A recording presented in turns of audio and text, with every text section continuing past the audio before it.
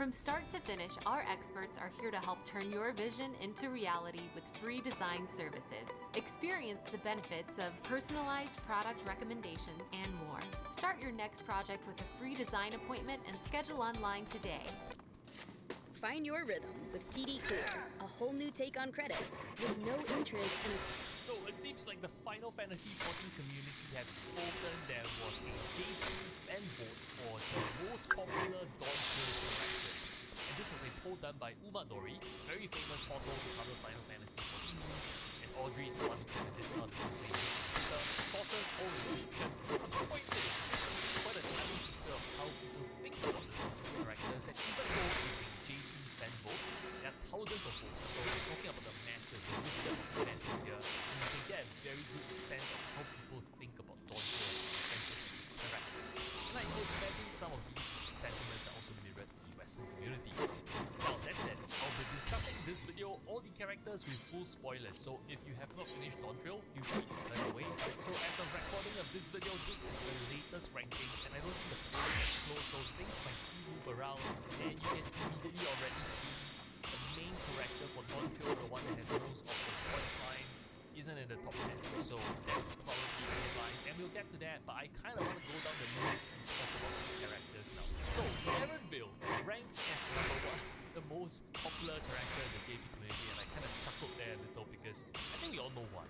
Erenville has a very interesting accent, very striking, to say the least, and I think it's Icelandish if I'm not wrong in terms of his accent.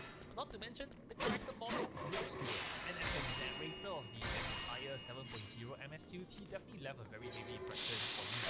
We had himself in the past, narrating Endwalker, talking about the new zones, introducing the new zones, and I think Erenville did there was a lot of sentimentality in some of these zones, and the way he left some of the questions open in your mind as you enter the random area, while they were spot on. In terms of his character development, being very cynical about the Golden City, when he was introduced back in 65 for the leading characters, and then finally coming to the point of the realization that shit, the city of gold is real. I really enjoyed that character arc development of his. Not to mention, there were times when he travel alone with Erenville, and I felt like, those are the more memorable moments, and I think a lot of people will agree. Now, we were left alone with Erenville and Shah alone, and we were also left with Wuklamad, alone in various parts of the MSQs, and I think Erenville being ranked at number 1 kind of speaks volumes of what people actually like. And hold your horses, there is good and bad to Wuklamad, I'll get to that later. And I think, you know what, just based on this popularity, usually I've already said that, Final Fantasy XIV, the next chapter, the next arc will not be something that they already decided. This is something that they will look at the reception of Dawntrail and then they'll pull on some of the loose threads. And if anything is to go by from this poll, it looks like Erenville is probably scheduled for a comeback.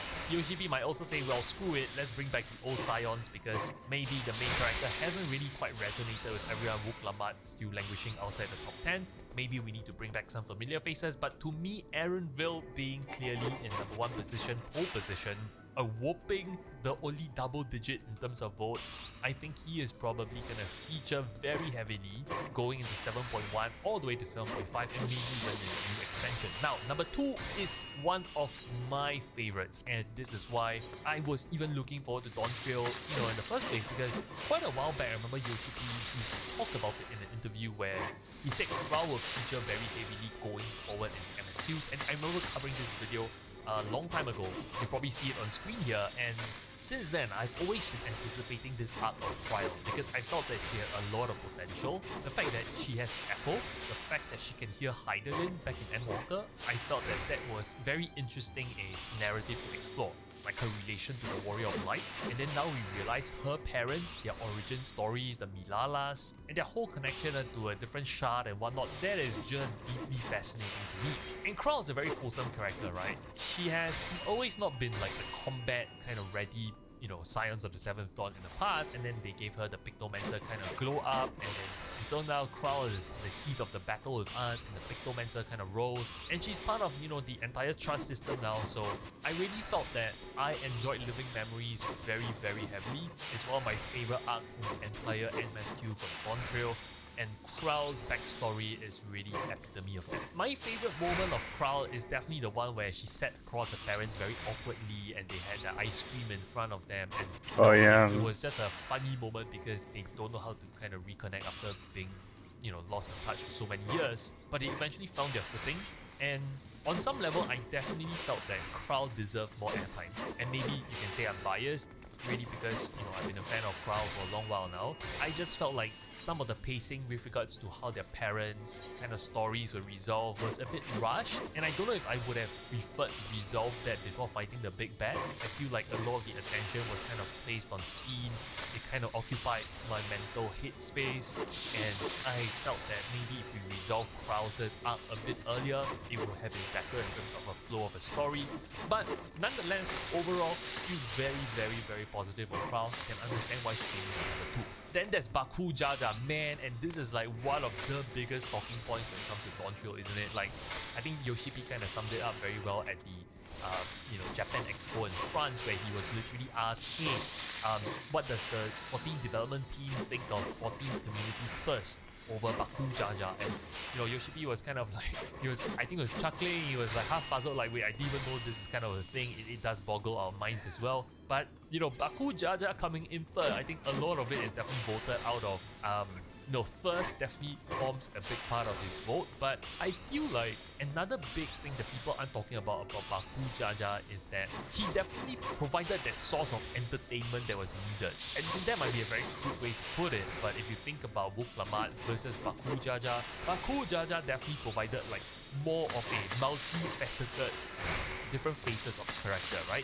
Versus Wook Lamat, who was a bit more one-dimensional when it comes to her character, which is always about, I want to make peace with you, I want to be friends with you, I want to be Naruto, and I want to be Hokage. Baku Jaja definitely have, some people don't believe like the entire U-turn he did, which is like, I want to kill people, and then suddenly like, hey, I realized the errors of my ways, and I should have serve the citizens now. Some people didn't like the U-turn, they felt that was very abrupt, but one thing is for sure, I felt like Baku Jaja brought a bit more of the entertainment value, a bit more of that spark and that flair to the MSQs, and he wasn't a flat character. So I can see why he's number 3. Kakuya, and what can we say about this, right? She has so little airtime, and yet she was placed number 4. This is definitely a big part because, again, Living Memories, Erenville, and Kakuya's kind of narrative and how they kind of resolve their sentimentality there, and Erenville's feeling towards kind of her mother figure, and obviously Erenville's feelings towards his mother figure plays a very big role in the entire narrative arc. Not to mention Kakuya, good looking, right? So again, Final Fantasy 14 community, when it comes to this, no surprises, Kakuya is ranked at number 4. And then we have Sphene.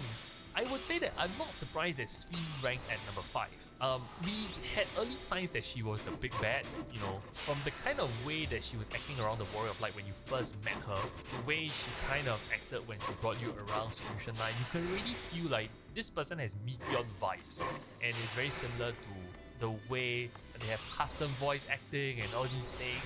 Sphene was a dead giveaway that she's the big bad. But that said though, I felt like there was definitely a part of her that resonated with me, and maybe because I'm biased again, love Final Fantasy 9. So when she kind of introduced us like, oh, this is Alexandria, man, this is a character I can relate to. Again, those were times when they played the Final Fantasy 9 OSC in the background, so I don't know, is it that people also resonated with that part of Sphene? And then the tattoo behind her, you guys didn't see the tidbit behind the lore behind the tattoo at the back. I think it kind of says in service of Alexandria or something like that, and that again is a Final Fantasy 9 throwback. I absolutely love the character, and a lot of speculations whether Sphene will come back, that end of the MSQ shot with the crown of Sphene, a lot of side color about the crown being a resurrection device. We might see her back, not sure, but I am absolutely not surprised she's ranked number 5. In fact, I'm actually more surprised that Kakuya ranked above Sphene, but the votes are kind of close on that. But definitely one of the more memorable villains to me. Number 6 is Kona, and I think again when you have a rank like Kona ranking above Wook Lamat, it does speak volumes. Looking for an ultra-powerful robot vacuum? Dyson has introduced the 360 Viz Nav Robot Vacuum, which Dyson says packs twice the suction power. It's about how people think about Final Fantasy 14 Dawntrail MSQs. Kona to me was always very interesting a character. My favorite moment of Kona is when he threw that tablet in the air, and then he fired it with his gun to say, I'm disqualified as a candidate. Now I can Aziz Wuklamat, right? And that was a memorable moment. Absolutely loved that because at the start of the Dawn Trail MSQ's, Kona was perceived as cold, almost a bit calculative, very scientific in his approach towards things. And again, you see character development there for Kona, right? He kind of showed these different phases of the character. And I kind of like that, and I think people gravitated towards that as well. And then we have Otis. Otis to me is basically Steiner, right? A lot of the lines that he say reminds That's me true, of Steiner. he is Steiner. There's a few kind He of is Steiner, I just throwbacks realized to Final that. Fantasy 9 when Otis was in combat. I think he said something like merely a flesh wound, and that was a throwback to Final Fantasy 9. Love that. And then there was this part in Living Memory where, you know, Otis came back and you can see him as a character interacting with people. I absolutely adored that kind of bit. Just a very lovable character, right? Then there's Galu Jaja. Also another interesting character. Galu Jaja himself is an interesting one. So Galu Jaja, what can we say?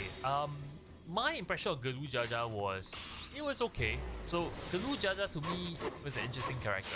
You don't get a lot of interactions with him. I did enjoy that one-on-one dialogue that was held behind Wuklamat's back, where he kind of, you know, gave his thoughts about Wuklamat being a bit too raw to ascend to the throne. Needs a lot more learning. But yeah, in general, the mystique around Galu Jaja was always how he had a veil covering the other head, right? And there were signs like the head is not around right from the start of the MSQs. That was kind of the mystery behind him.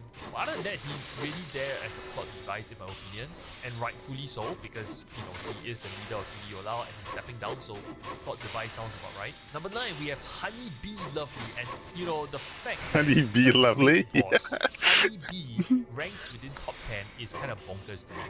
Because, what can you say, right? Firstly, we all already agree. Combat design in Dawn Trail, absolutely off the wall. Like, now, Yeah, if it you is. take Dawn Trail and you've seen all the fights, the trials, as well as the combat and the raids, you would say, man, this is a notch above the rest of everything I played in 14. And I think everyone agrees that Honey Bee is the epitome of this. Well, maybe because, number 1, the song of the fight is cute. He's a lovable Yeah, it character. is. So Yeah. I'm not Yeah, surprised. everything about that even fight is then, good. Being in the top 10, that speaks volume. And obviously then we come to the Wooks. The fact that Wook Evu outranks Wuklamat, this really kind of sums up the community sentiment around Wuklamat at the moment. You know, I try and recall a time when it was Stormblood, and I remember the discourse around Lise, and I heard a lot about Lise when I was a Shadowbringer Sprout, like whether you like her is very polarizing, but I feel like Wuklamat is even more polarizing than that. And let's be clear, I feel like Wuklamat had potential. She was set out in 6.5 as the kind of starry-eyed, lot of gusto kind of new adventurer, and she wants to claim the throne. Yet at the same time, she showed a bit of that vulnerability, right? So I was definitely expecting them to kind of play on that, like over time she will mature, she will show more of a different side of her. And yes, she did become more sensible, I get it. It still felt that her delivery as a character was kind of flat. She was a bit of like a one-hit wonder, which is always kind of, Sphene, listen to me, like, let's just be friends, and, we want world peace. And I feel like that's a great sentiment, but it was overplayed a bit too much. And there were also parts of Wuklamat that I felt that Okay, that's had fair. a lot of It was a little just overplayed. inconsistencies. Like, for instance, there was this bit where Wuklamat was being kidnapped, and not by some like demigod or anything. Like, Wuklamat was kidnapped by some random bandits, right? So she was kidnapped. Okay, the Warrior of Light, a god slayer, has to go and save her. Understandable. And then in the final fight against the robotic face of Sphene, the final boss, as the Warrior of Light requires Wuklamat to burst in through the dimension, very similar to how Xenos did it at the end of Endwalker, and for Wuklamat to just swoop in and kind of fight off Sphene, there was a part of a power-up that it seems incredulous to me. Like, we are god slayers, we went to the ends of the universe to slay Meteon, and yet we have Wuklamat here who had been just kidnapped, like literally hours ago, being able to fend off robotic version of Sphene. That was, Okay, I felt that's fair. just not a great They're ending. reaching, Definitely cheaper right? than That's what you're saying? for Okay. the fight.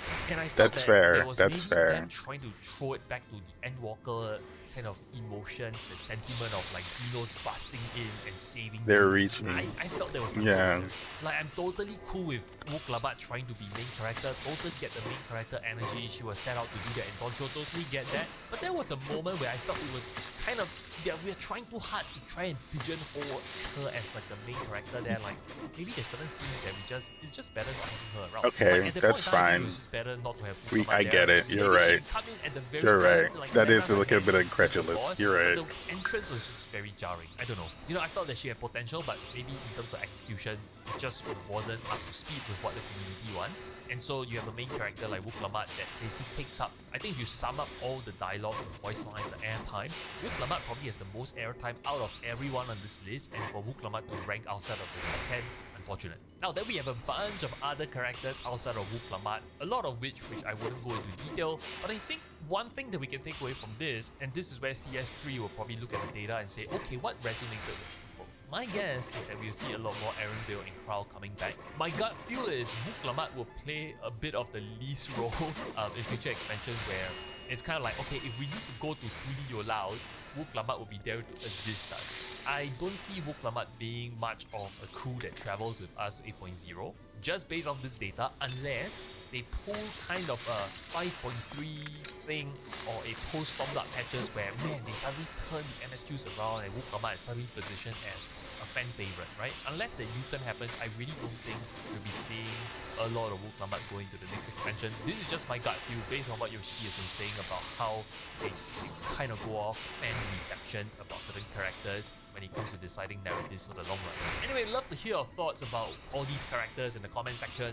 Is there certain people that you think should be ranked higher or lower? Let me know. Anyway, if you enjoyed the coverage, yeah, I get what thank you're me, saying. Thank all the Patreon subscribers on screen. These are the people who make all the content on this channel even possible. Thanks for supporting our team. And if you'd like to support us, link to our Patreon also in the description. Hit the subscribe button if you like more content from me. See you soon. $10 can help fund powerful ads to reach undecided voters nationwide. $10 can help open field offices in key battleground states, the ones that we need to win in November.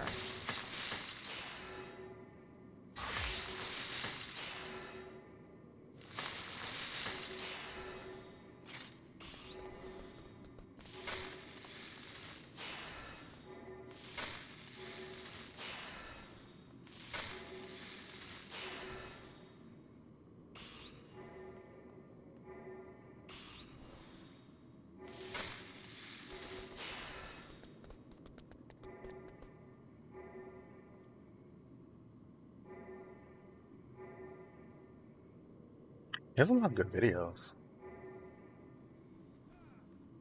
Oh yeah, I want to watch this actually. So we got on the first piece of Final Fantasy XIV Dawn Trail pipeline, and the news comes from actually Paris. Yoshi P is in Paris for the Japan Expo, and a shout out to Miuna and Iuna from the Final Fantasy XIV Discord for providing some translations to what he has been covering in response to some Q&A from the media.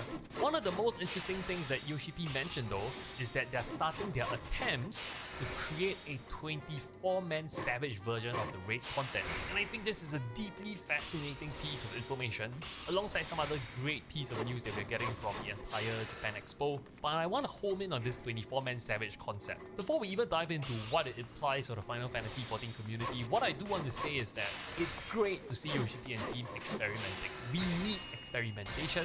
A lot has been said, not only on our side, but on Yoshi P's side as well. He has said that the 14 team also realizes that yes, the game has become a little stale, and those are words that he used to describe how the 14 development team might be a bit too accommodative sometimes to what the players want, in almost too much of a knee-jerk reaction. And it's been covered in many videos on this channel before, but I think what that also implies, I hope, is that CS3 has the ambition and being bold enough to try new things. And when they try new things, it might not pan out. The community, the Final Fantasy XIV community, they might have mixed receptions to it. I mean, just look at Dawn Trail's MSQs. They took a very different approach. It's not everyone's cup of tea, but it's still important for the game to evolve. They need to try something new. So regardless of whether you like the idea of 24-man Savage or you don't like the idea of 24-man Savage, I think we all can recognize the fact that they're trying something new, that's critical.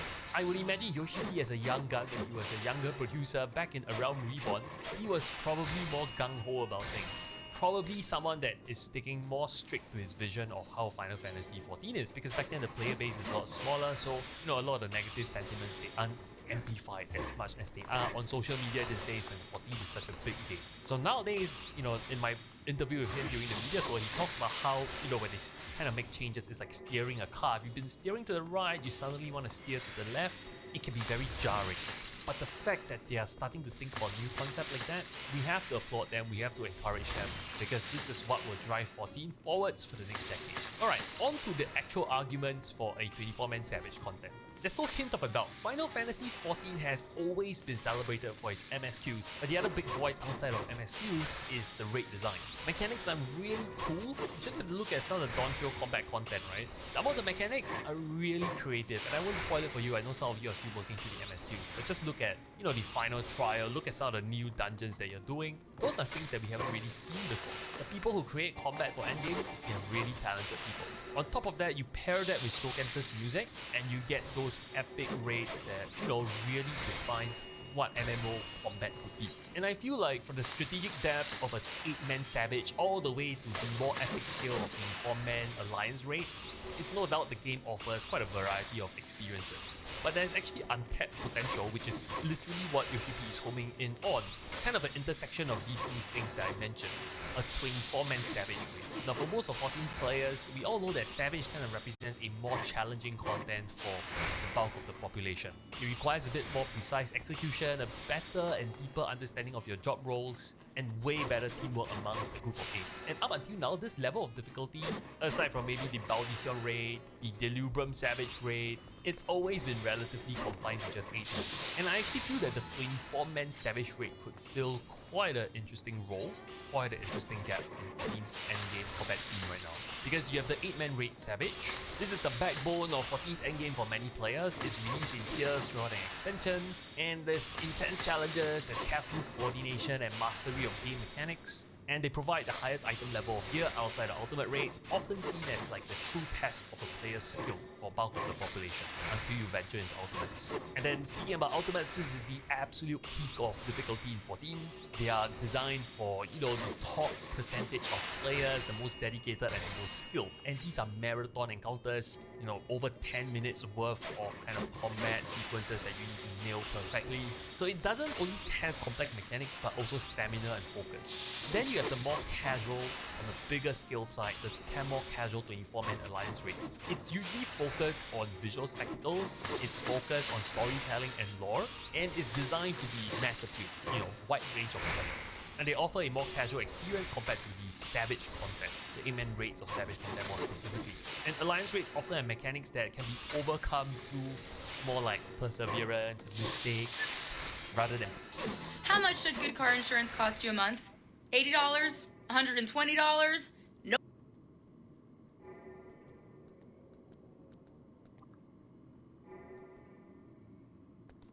Perfect execution. And then you basically have the EX trials, which is really meant to kind of bridge the gap between casual into Savage content. And I think it does provide that step up. And this step up is great, it's very much welcome, but it's confined to 8 men. So you can kind of see why a 24-man Savage concept might fit in the philosophy. Because I believe that for 14 to succeed in the long run, the MSQs needs to continue to be good, but there needs to be a diverse array of content to ensure that players of all different skill levels, you know, they all have different types of goals to pursue that they can choose from. And there's definitely a noticeable gap when it comes to more wide-scale, large group content kind of combat. Because we already have high difficulty content for 8 men, which is kind of a small compact group, but we don't have large-scale difficult content. At least not for a while now, right? And we used to have that for DRS, with the folks who did the Baldision Arsenal. And this is where the potential for a 24-man Savage raid becomes apparent to me, because it's a new frontier for 14's endgame. Now, I didn't get to play Baldision Arsenal, although I did get to try the Boss raids. But from everything I've heard from, you know, the old school 14 players, Baldision Arsenal was kind of cool because it served as kind of like the capstone to the entire Eureka exploratory mission.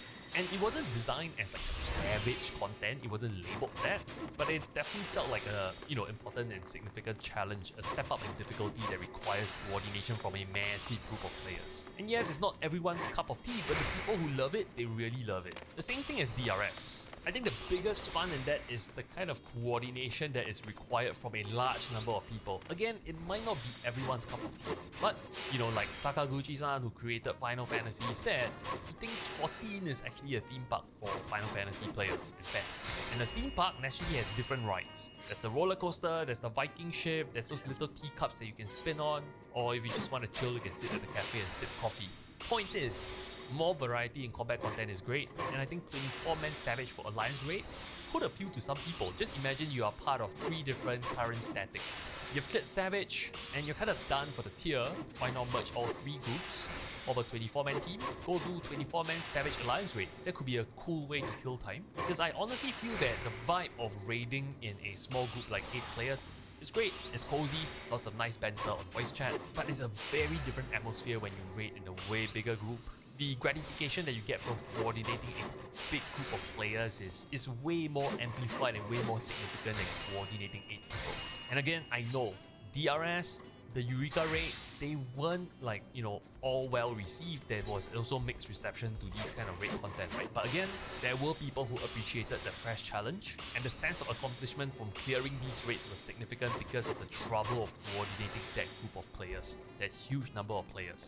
It's not something that everyone can do. The veterans, they always say that the problem with those kind of raid content was the roster boss. Coordinating a huge group of people, getting everyone to log on at the same time, sometimes having to sit idly at your computer waiting for that one guy to log on, that could be painful. But despite those challenges, I still hear people talking about Valdision Arsenal and Delubran Regine very fond memories. There's clearly an appetite amongst the 14 community for challenging large-scale content, and I think actually if Yoshi-P and team wants to, they can look back at those 2 raids, because they probably provide a lot of valuable groundwork and lessons that they can learn to make the first official 24-man Savage raid really great, hopefully a game changer for the combat scene. And there's also an additional opportunity, right, where a lot of people, the casual players, they play the 24-man Alliance raids casually. I know I do that. I go in, I want to see the spectacle, see the bosses, see the memes. But then if you have a 24-man Savage version of that, that could basically be an introductory or intermediate step for casual players to finally say, oh, actually I do enjoy a certain level of punishment, I do enjoy a certain level of pain, I do want to try and step up and do raiding at a higher level and do harder content. It's just a nice introduction. And sometimes you just feel safer in a bigger group, right? Because if you're 1 out of 8 members and you fail, that's like a huge percentage of, the entire group. But if you're 1 out of 24, you mess up a mechanic, okay, not that bad, you can recover. So to me, 14 having more areas of a smoother difficulty curves, allowing people to gradually move into higher content, more avenues like that, all the more better. Also, the other thing that I think is missing in Final Fantasy 14 these days that, 24-man Savage raids could be a plus for, is really the idea of fostering community and collaboration at a larger scale. Because, there's an inevitable downside about modern MMOs where you have all these systems where you can queue up to join dungeons, to join raids, you AFK, you watch Netflix on the side, and you wait for your queue to pop. The problem with that is that MMOs nowadays, they become kind of like a lobby, a waiting room. Whereas when I first started playing MMOs, there was always this idea of a community. The idea of having to organize a group of people. And I think for 24-man Savage, there's no way you can have a queue system. You definitely have to manually make people go create communities, network. And that's the spirit of MMOs, isn't it? And again, this is optional content. If you don't like it, just don't do it. But I definitely think there will be people out there who are up for the task and they want to see this happen. Bring back the OG days of what an MMO really needs. Large-scale raid content. Also, additional benefit here, if I think back to doing the posture raids, one of the coolest part about that was that by basically tripling the player count from 8-man to 24-man, you can design for way more complex mechanics, which test for the raider's ability to communicate and react in real time in very different ways from 8-man. This could be mechanics that require role distributions, coordinations across different light parties, or maybe even mechanics that just splits the people into different groups, into different passageways and different gauntlets. And I just can imagine the chaos on voice chat already. Sounds fun to me. Now there's also an additional benefit to Yoshi-P and team if they go down this path of 24-man Savage raids. It's kind of a no-brainer from a developmental resource perspective, because think about it, they're already creating the Alliance raids for 24-man. Visual spectacles, great soundtrack from Soulcan. they can easily repurpose and reuse that by just adding more difficult mechanics to the Savage version, which means they get way more leverage out of the developmental hours that they sink in for the Alliance raids already. And to me, that's just a no-brainer. Put in so much effort into making those like mind-blowing content for casual Alliance raid enjoyers, why not take it one step further? Just a bit more incremental effort that could allow them to appeal to a way different audience. Big plus to me. Now, naturally, the big question about this is what will be its reward structure? And quite frankly, I think this is something that they are thinking about. The and team have already said a few times that yes, they hear the feedback from Endwalker, variant Criterion dungeons, reward structure wasn't great, and they want to explore more ways of giving us more rewards. Maybe the Savage version of the Alliance raids could be, one of the starting points. Offer gearing in a different way, potentially. I feel that the rewards have to be commensurate with the logistical headache of organizing 24 men to be online at a specific time of the week though. It's clearly way more logistical trouble.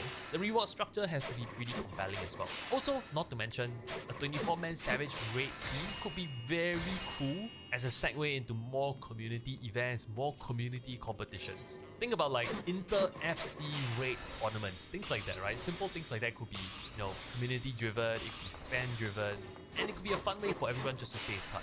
But if there's any TLDR regarding this, I think that the introduction of 24-man Savage content in 14 is a very needed bold step towards just expanding the game's endgame experience. It could be an additional way to kind of bridge the casuals and hardcore content. It's better at fostering large-scale kind of community collaborations, give people a reason to log in, and to provide new challenges even for veteran players. This could potentially be the spark to just reinvigorate the combat raiding scene. UHB has talked about the willingness to kind of innovate, bring new ideas to 14. This could be a great starting point. Anyway, alongside some other things that he said at Japan Expo, I thought this piece was particularly interesting to me. Before I came to 14, I came from a world where large-scale raiding is the common thing. And you know what? I have very fond memories of those days. I wonder what game. It would be really cool if I can experience that in 14 as well. I wonder what game that he's speaking about. He's like he used to come from a community where he has like large scale raids or a thing. What game is he talking about? I'm actually curious. I don't want to criticize or anything. I just want to know. That'd be cool. Well, but that's just my 2 cents. Thanks for listening to my weekend TED Talk on this topic. If you'd like to see more coverage of 14 from my channel, hit the subscribe button. And if you like my content, don't thank me. Thank all the Patreon subscribers on screen that make all our content possible. These are the real MVP. And if you'd like to support us through Patreon, link is in the description. I wonder where he's from.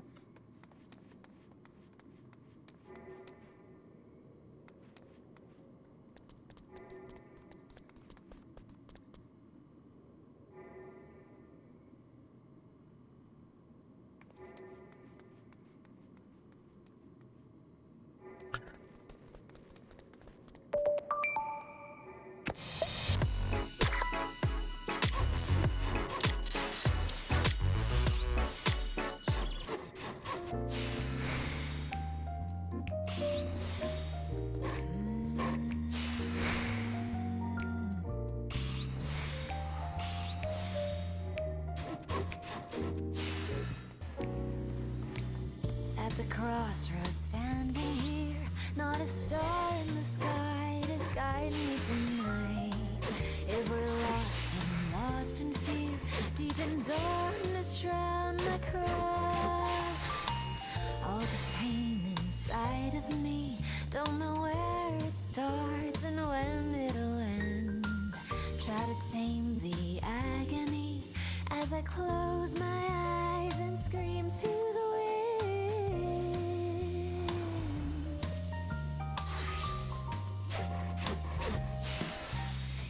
Night is waiting, not but ash and fade.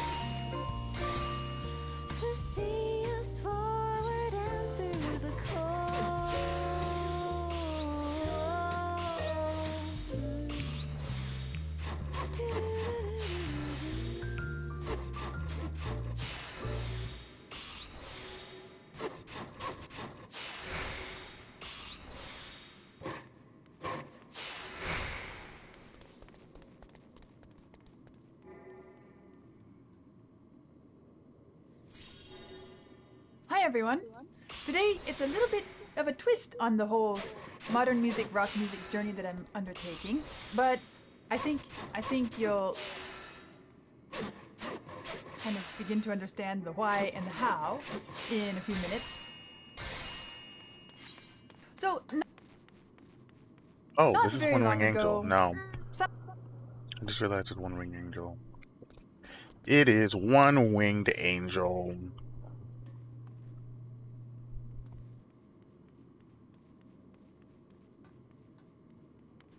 Metro presents a tale of two wireless customers. I've been a loyal customer since today. Forever. Which means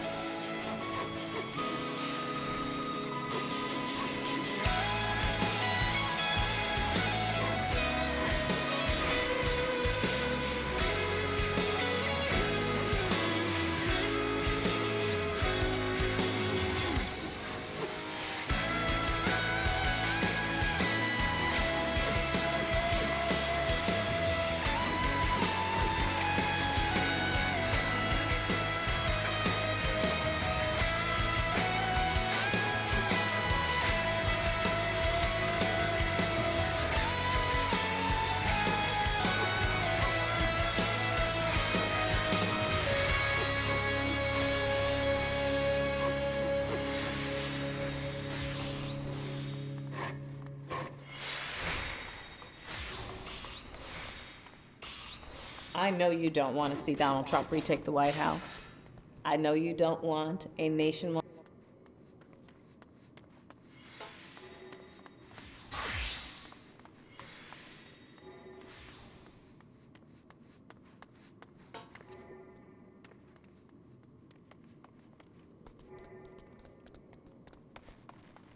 Music wouldn't be that bad.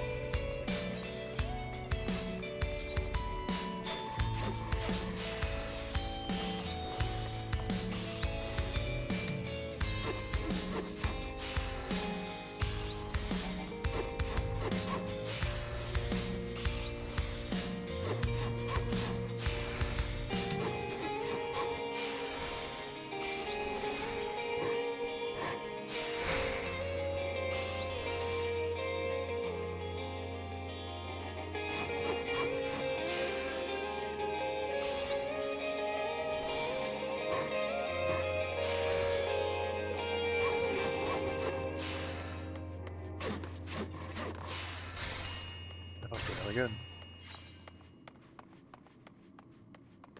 Right.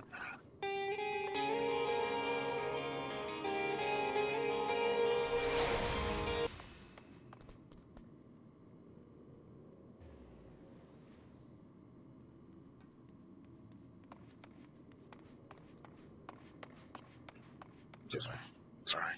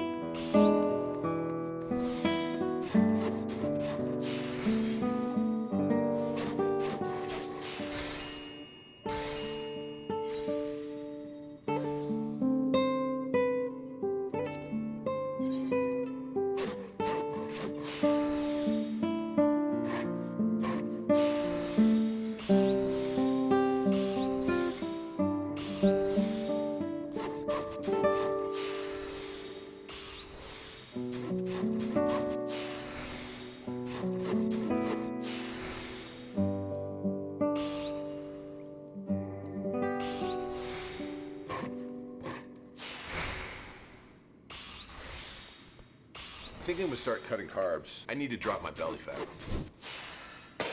If you want to drop this. Good morning. Baby, it's a brand new day. Go from Greek classics one day to Italian masterpieces the next.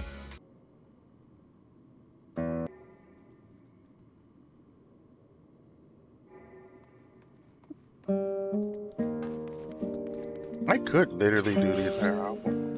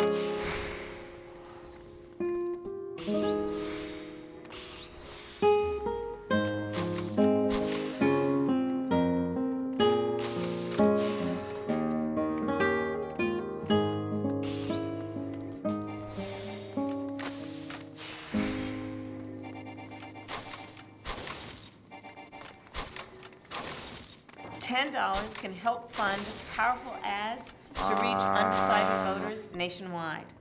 $10.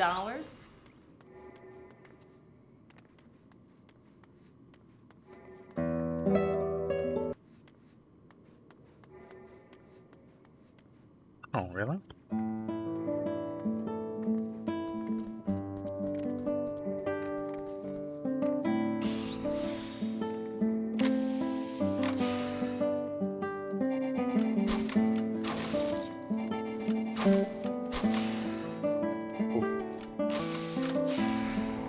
Hit it. Perfect.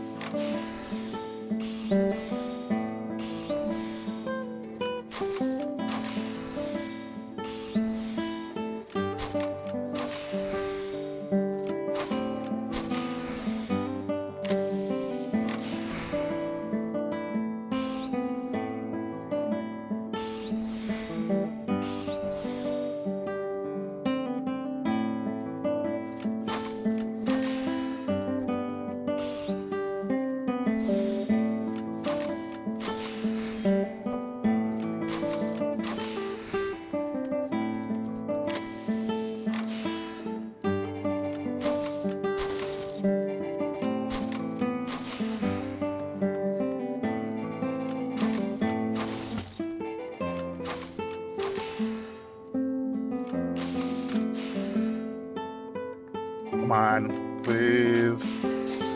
Yes, that's what I thought. Okay.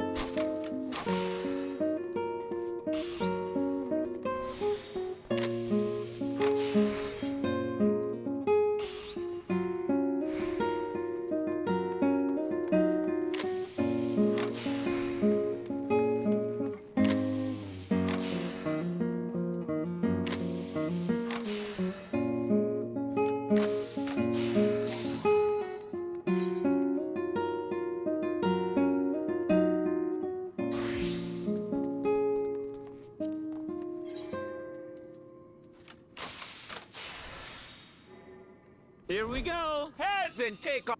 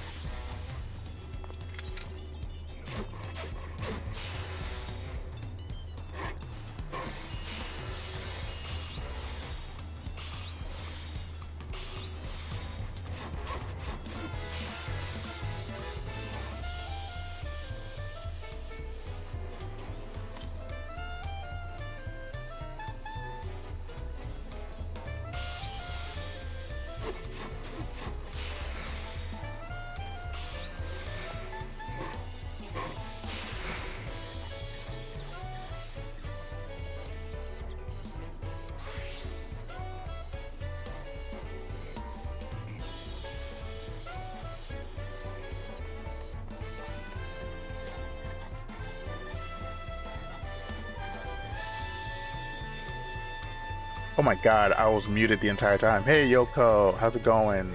Thanks for coming to the stream. I was muted. That's so stupid. Why am I muted? This thing is always muting me. Yeah, thank you for visiting the stream. It's a chill stream, just crafting. Working on my crafting stuff. Getting ready for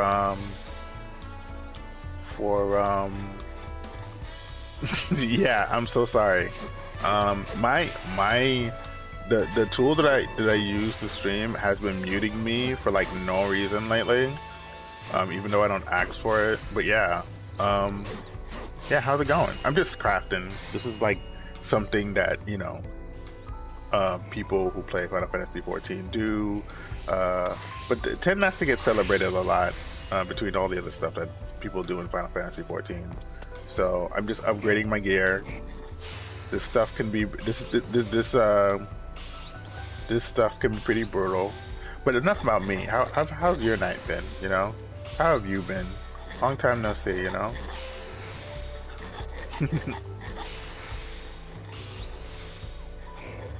Okay, I want to get back into Final Fantasy XIV, but I'm new, so I get overwhelmed. Oh yeah.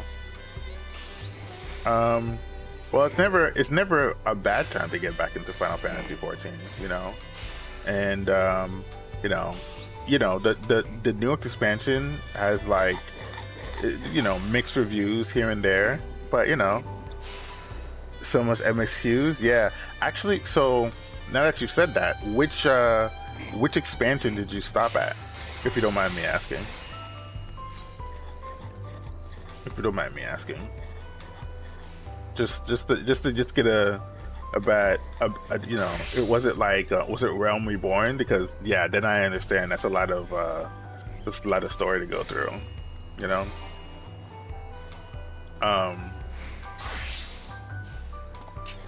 A lot of people also like, just keep in mind, like, also forgot when I first got back to Final Fantasy XIV back like December 2023, and I stopped playing around February. This guy was helping me out, but confusion. Oh, I see. Oh, I see. Interesting. Well, the story is nothing to. I mean, I don't. Okay, I can understand that there's a lot of story to go through, and that's fine. But like a lot of people that like a big base of like just to give you a background, like a big base of what makes Final Fantasy great is that like it's a huge celebration of like all 16 Final Fantasies that have existed. So like people really like care about the story when it comes to Final Fantasy 14, you know? So that's why like, yeah, like, so that's why like that like you have to go through all that story, because like the meat and potatoes of why people like Final Fantasy 14 so much is like the story. Because every single the majority of the I mean, you'll have disagreements here and there, but the majority of the people feel that like Final Fantasy and the stories that they tell are pretty good stories. So all that story that comes with Final Fantasy 14 just comes along with that. I don't know if you've heard this before, so if you have heard this before, just tell me to shut up, then I'll shut up. I don't mind, you know. But you can also buy a story skip. That's also, I wouldn't recommend it, but you can also buy a story skip, because if you get a story skip, like you will get lost. So you will be lost. You will be completely lost. I've heard stories about people like being lost and not understanding what's going on with like the story. So there's that too. You know, yeah, dude. Who got me into it was a huge Final Fantasy nerd, so he said it a lot, but I have goldfish memory. Oh, okay. Okay, yeah. I got you.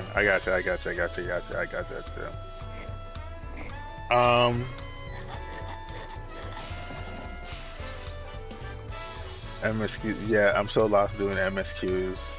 Am I following you? Hold on, let me see if I'm following you. I am following you.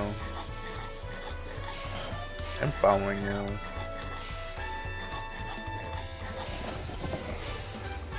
I mean, if you what do you usually play it on? Do you usually play it like on a console? Do you usually play it like on a?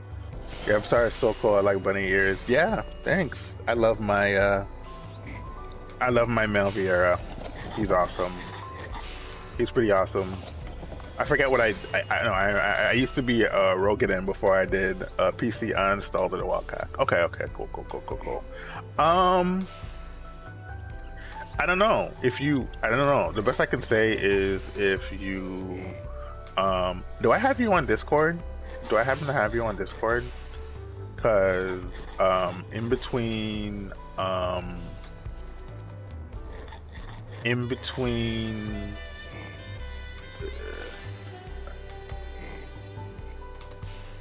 adding on Discord. Yeah, sure. Hold on. And re-downloading. Yeah, sure. I'll do that. Hold on. Give me a second. Whisper. Let me see. Hold on. Give me a second. Let me see if I cannot find my. I'm gonna send you a whisper over. Over on. That's my username. That's my if you type your Twitch whisper, that's my username. You can try to add me. You know, and we can be friends. And then like any questions that you might have about Final Fantasy 14, whether I'm playing or not, you know, because you know, maybe I'm also like.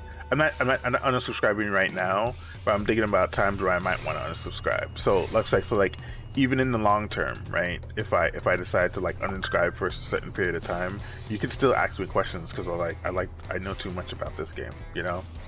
So and while I'm subscribed, I'll help you out. Like I'll go to your right now. I don't think server transfers are working. Yeah, no problem. I don't think server transfers are like, oh, yeah, you just sent me a friend request. Got it. I'm just gonna wave hi to you.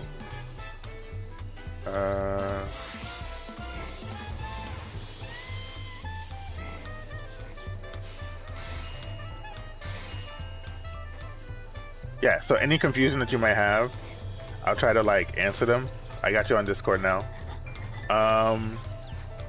About Final Fantasy 14, I'll try to see. And then while I'm playing the game, I will help you with whatever you need to do, whether it's like gear or whether it's like anything at all. Me forgetting where to download it.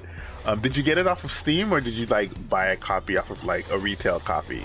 Like, did you buy a copy from the store? Did you buy it on Steam? Did you yeah, Steam. Yeah, so just download it. That's easy. They changed the way you can. I don't know if you noticed, but they changed the way you can like Steam works now. You can subscribe through Steam. Now you can subscribe to Steam if you want to, like using your Steam wallet, or you still go on the website, go to the Lordstone, go to the Mog Station and subscribe through there. But yeah, just you know. Yeah, just download it through Steam. Yeah, and oh yeah, the process for buying a retail copy is different from the process of buying it through Steam. So if you need help with that, I'll help you with that. If you need help with like the Mog Station, I'll help you with that. Because I've heard a lot of stories of people like having trouble getting through the Mog Station and like subscribing. You know, it's just anything that you need. It's a great game. You know, it's a great game. I'll help you with that. Anything you need at all, I will be your guy.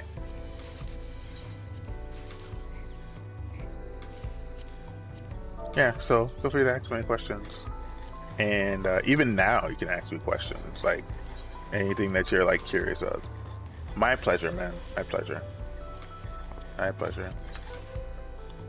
Anything to make people happy. I heard RPing goes hard in this game.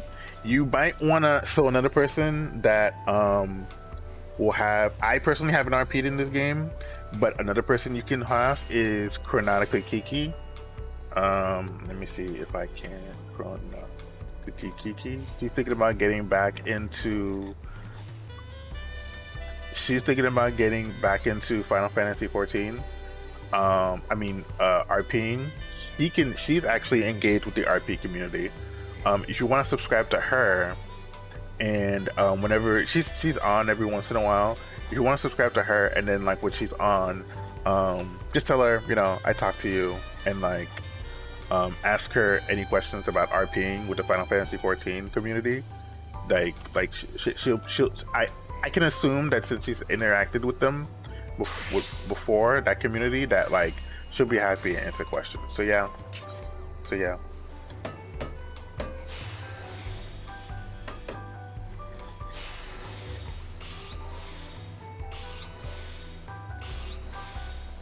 But like questions about like mechanics in the game, or like how certain things work in the game, I will be more than happy. There are things that like the community doesn't pay attention to that like I actually think is really important that I will tell you about in this game. So because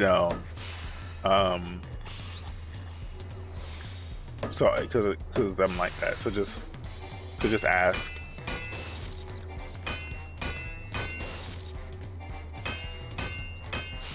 I feel like I'm gonna fail this. Yeah, I'm gonna fail this. I'm totally gonna fail this. It just doesn't go through. Oh god. Okay.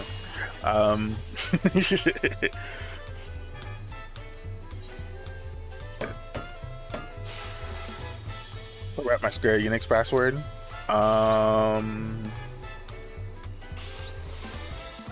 Is there a password reset on the Monksys? Hold on. I think there is.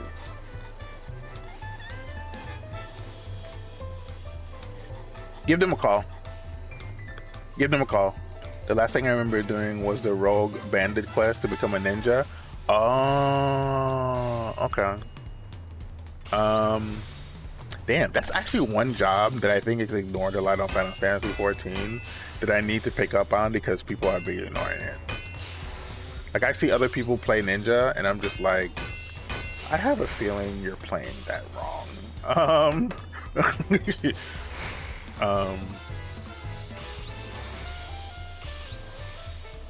But yeah, they shouldn't be. I mean, they shouldn't be. There's. Oh yeah, I remember. There's. So you're on the first part of the quest. You're still a rogue. You're not a ninja yet. Like you haven't transferred yet. So you haven't. So it sounds like you haven't gotten past level 30-ish. Yeah.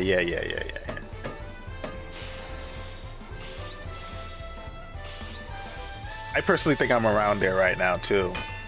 Like I think I just got into ninja. Last time I was touching ninja. I just need to level ninja. And that's gonna take me a while. That's like a long-term goal. That I want to do, but it's possible. I've done it for like a lot of other jobs. The fastest, hey, I'll give you a tip right now. One of the fastest way to actually level, well, okay, so if it's your first job, it's actually not the fastest. But if it's like a job, but if you already have a job that's already level 100, and you want to level another job, this was probably not the case for you. One of the fastest ways to go through like deep dungeon.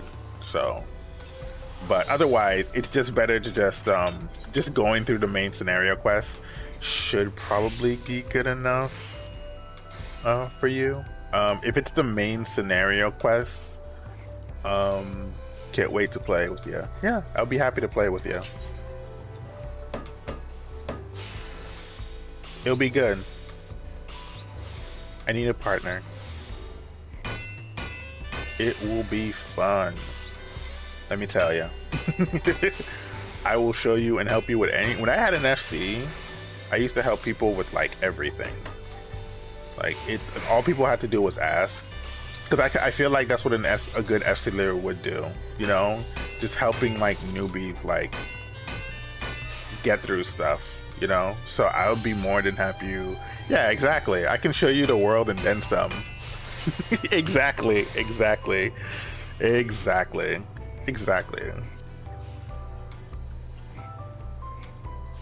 Actually, you know, speaking from personal,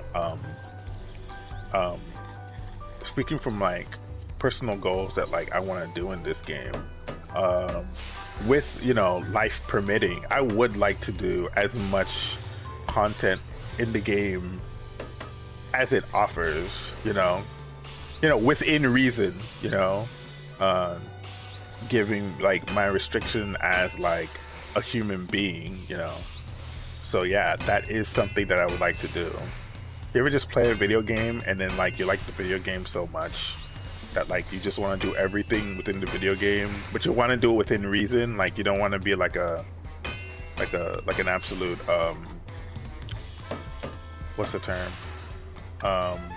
Shut-in about it. You just want to like you ever just like are you ever just interested in like fighting a super boss in an RPG? You know, let's just like, you know, like that's the kind of player that I am, but like not be weird about it, basically. Just like, I really like this game so much that like, yeah, it just be like, I like this game so much that like every once in a while in my off time, you know, I'm gonna look into what more the game has to offer and then do that, you know. That's what gaming used to be about, I feel. And so, and I've always felt that like this type of game offers that. You just have to like bide your time and do it within reason, you know?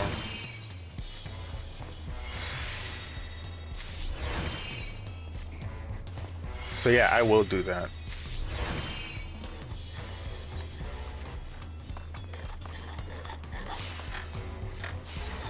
Right now, I'm not gonna like, so like right now, like, cause I've technically tried it in previous expansions and it didn't go well for a variety of reasons that I won't get into right now. But like right now, I'm like I could raid, but I'm not interested in doing raid content. But that doesn't mean that like I'm not disinterested in doing raid content in the future. Like in the future, while this expansion is around, what I would like to do is the field operations, but I know that's a ways off. Like they have to develop into that, you know. So and the field operations is like this huge effort across the entire Final Fantasy XIV community, where you know you kind of have a shared goal in trying to like do something, you know.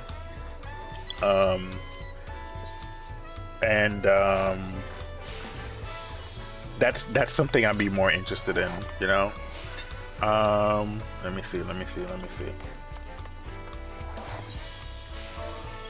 Because I think, and the reason why I want to do it is because I think it's just a great opportunity to do something. 7. That's not raiding, because raiding comes with us. Because raiding in this game comes with a certain type of environment, and I wouldn't mind, just from my previous experience, I wouldn't mind avoiding that for a little bit and trying something a little bit different with my approach, and just doing something that, you know, requires effort, but that's within reason. And I think like the field operations would be something that that'd be totally into. So yeah, there's that. But if you reach level 100 and you want to get into raiding, I'd be more than happy to like support you, you know, and what you're doing, because like we know each other and we're cool. So yeah. If you're a chill guy, put it like this: if you're a chill guy, like, and you don't do anything crazy, like you'll get all the help from me that you'll like. You have to be a chill guy though. Yeah, you have to be a chill guy. You have to be a very casual chill guy. That's all I ask. Just be a normal person who acts normally. under normal circumstances. I don't know about the crazy part. Just kidding. Yeah. So yeah. But I know we're to an extent. Yes, everybody's normal to an extent. Everybody's normal to an extent. Yeah, so that's fine.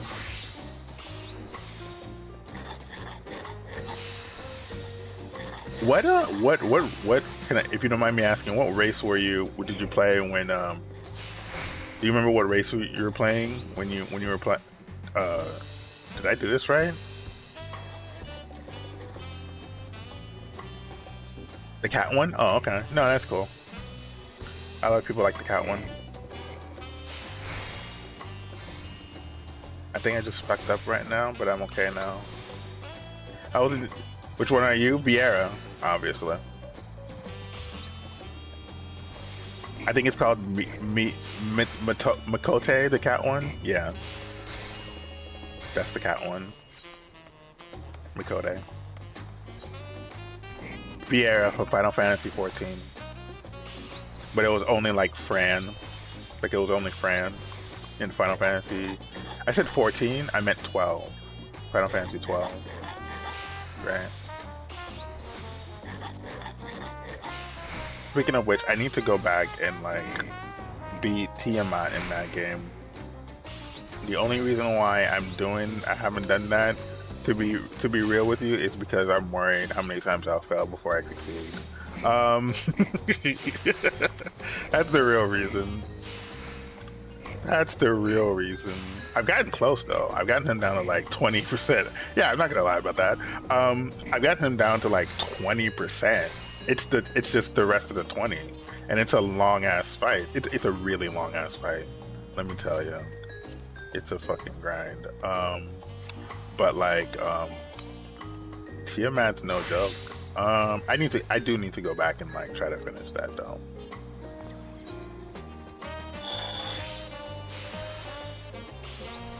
Like I'm telling myself, if you're that type of player that likes super bosses like I do, yeah, you can probably do it all in Final Fantasy 13.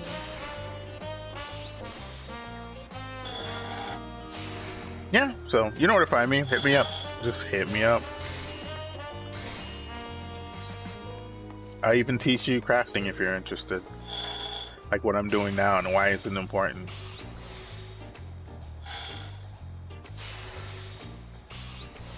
Heck, I'll teach you things that like I want to make a video about, but I'll tell nobody about, you know.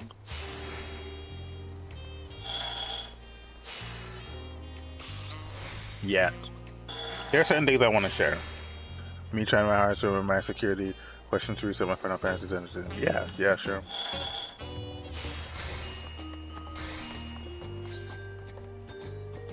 Yeah, I'll do it.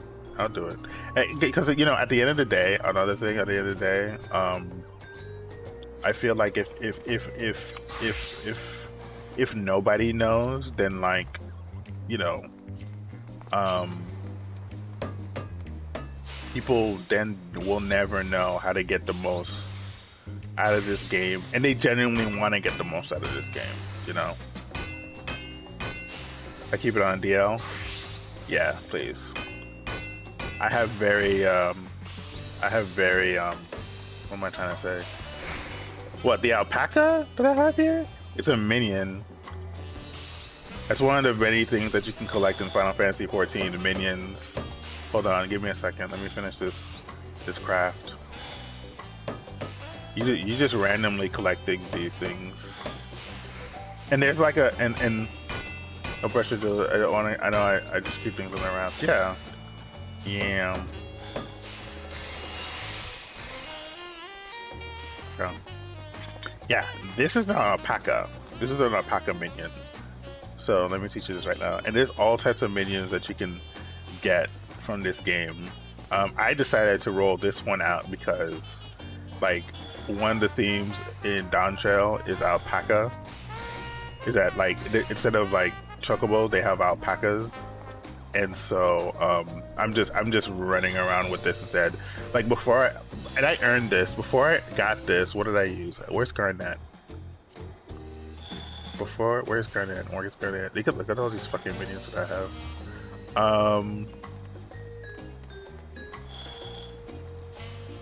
Where's Garnet? I know she's here. I can just do a search. Garnet. Garnet? There you are. Garnet from Final Fantasy IX. That's another one you can have. Hold on. Some of the minions. There's a specific one that I saw someone use the other day.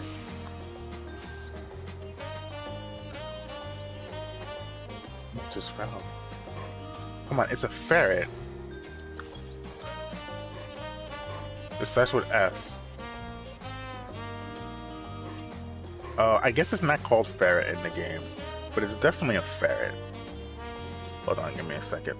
Now I have to like search for it. Now I have to like eyeball it because I know I have it.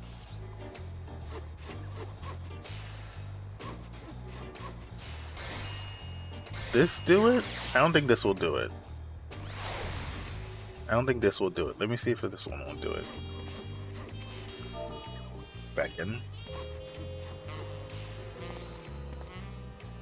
No, this one will not do it. The panda will definitely do it. I know the panda will do it.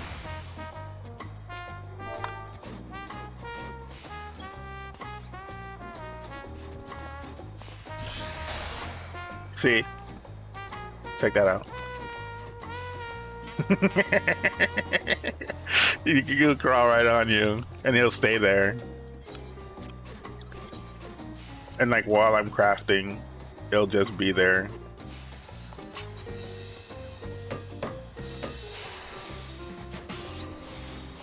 It's just hanging there.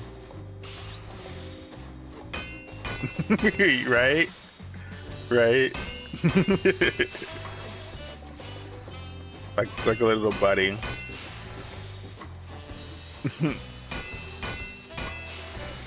And you can collect all these things, all these minions, these little minions, and there's even like a like collect what you're interested in, you know, collecting the things that interest you or that you find appealing. And there's even like a little mini game in Final Fantasy XIV called Vermilion that allows you to like battle them against each other. I can't remember the last time I went there. I went and played it. I don't think I stuck around with my subscriptions long enough to like fully enjoy it, but like it's there, you know. How many minions do I have? You can collect all of these. I have a total of 190 minions, you know. And yeah, I'll help you collect them too. That's not a problem.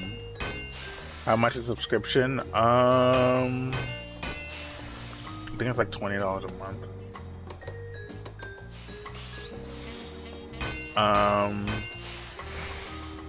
I think it's gone up, but like it hasn't gone up technically. It's just that now it hasn't actually gone up. What happened was I think taxes weren't factored in because you know it's you know the game's from Japan, but now like recently taxes are factored in, you know. But it's basically like last time I remember it's like $20 a month, basically. And even then, like you can buy a time card. I recently actually did buy a time card. That pays for like 2 months at a time, you know. Ah shit. If I can just get one of these, I might be able to make it. God damn it, I fucked up. Okay. What did I need that for?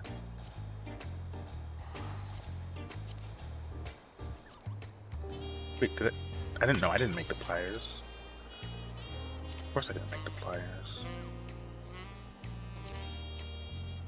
Alright, give me a second. Do I need more? Yeah, I need more. I need more. more. Yeah, I'll just bite the bullet and buy like 50.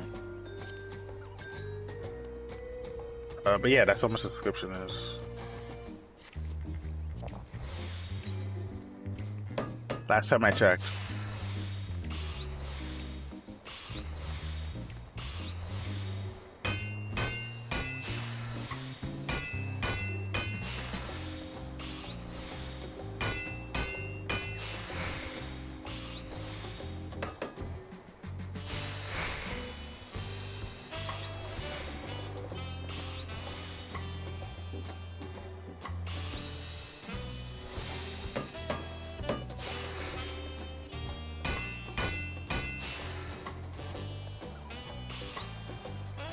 Good, yeah. Support's real good, real nice. One time I think I screwed up with my, there was something I screwed up with my, my emergency password, which is like basically like two-factor authentication. Oh, by the way, that's another thing. Enable two-factor, like, I hope you have a cell phone. You should enable two-factor authentication when you have your account, just to like protect your account, you know? Because this is one of those MMOs that are so popular that like people will go out of your way to try to hack your account. So, how much do you play? And all my free time is going to the next month for the summers. For semester, I basically have this month free, and most next month. Choose two-factor authentication. I play usually in the afternoons. Lately I've been playing like all week long, like in the afternoon, but only because the expansion came out, and like I've been doing like post-expansion stuff. Like once I'm done with all the post-expansion stuff, I'm just gonna like I'll still be subscribed, but I'm just gonna like chill. Maybe like log in a couple of times to sell some things. Afternoon late nights work for me. Same with Fridays and weekends. Yeah, that's basically what I'm gonna be sticking to when I finally like am done with all this post-expansion stuff. Yeah, chill and help me. Yeah, and like hit me up on Discord if you need me to like come in and like get you. I don't know if you remember the duty finder and how that works, and like if you're a tank or a healer, then the queue is instant. Like if you're a melee job and you need like a healer, just hit me up and then see if I'll be available to like jump on real quick. Bro, I forgot everything. That's fine. I'll tell you everything. I don't know, hitting you up, but DM hitting you up. But I want to be. No, don't. You know, it doesn't hurt to ask. You know, if I say okay, so that's another thing. It doesn't hurt to ask. If I say yes, good for you. If I say no, you know, that's unfortunate. But don't be afraid to ask. Just ask me. You know, it's not a bother to just ask and see like where I'm at. You know what I'm saying? Yeah. So just ask. Don't be afraid to ask. You know. Yeah. Like I'm human. I probably won't be available all the time, but like there'll probably be lots of moments where I am available, but you won't know until you ask. So just don't be afraid to ask, you know. Yeah, we're all human here. I should take that back. I'm a bunny, but you know. I'm forgetting I'm a VTuber. We're all human except us bunnies. But we're still doing everything within reason. Let's just say that we'll do everything within reason. We're adults here, you know.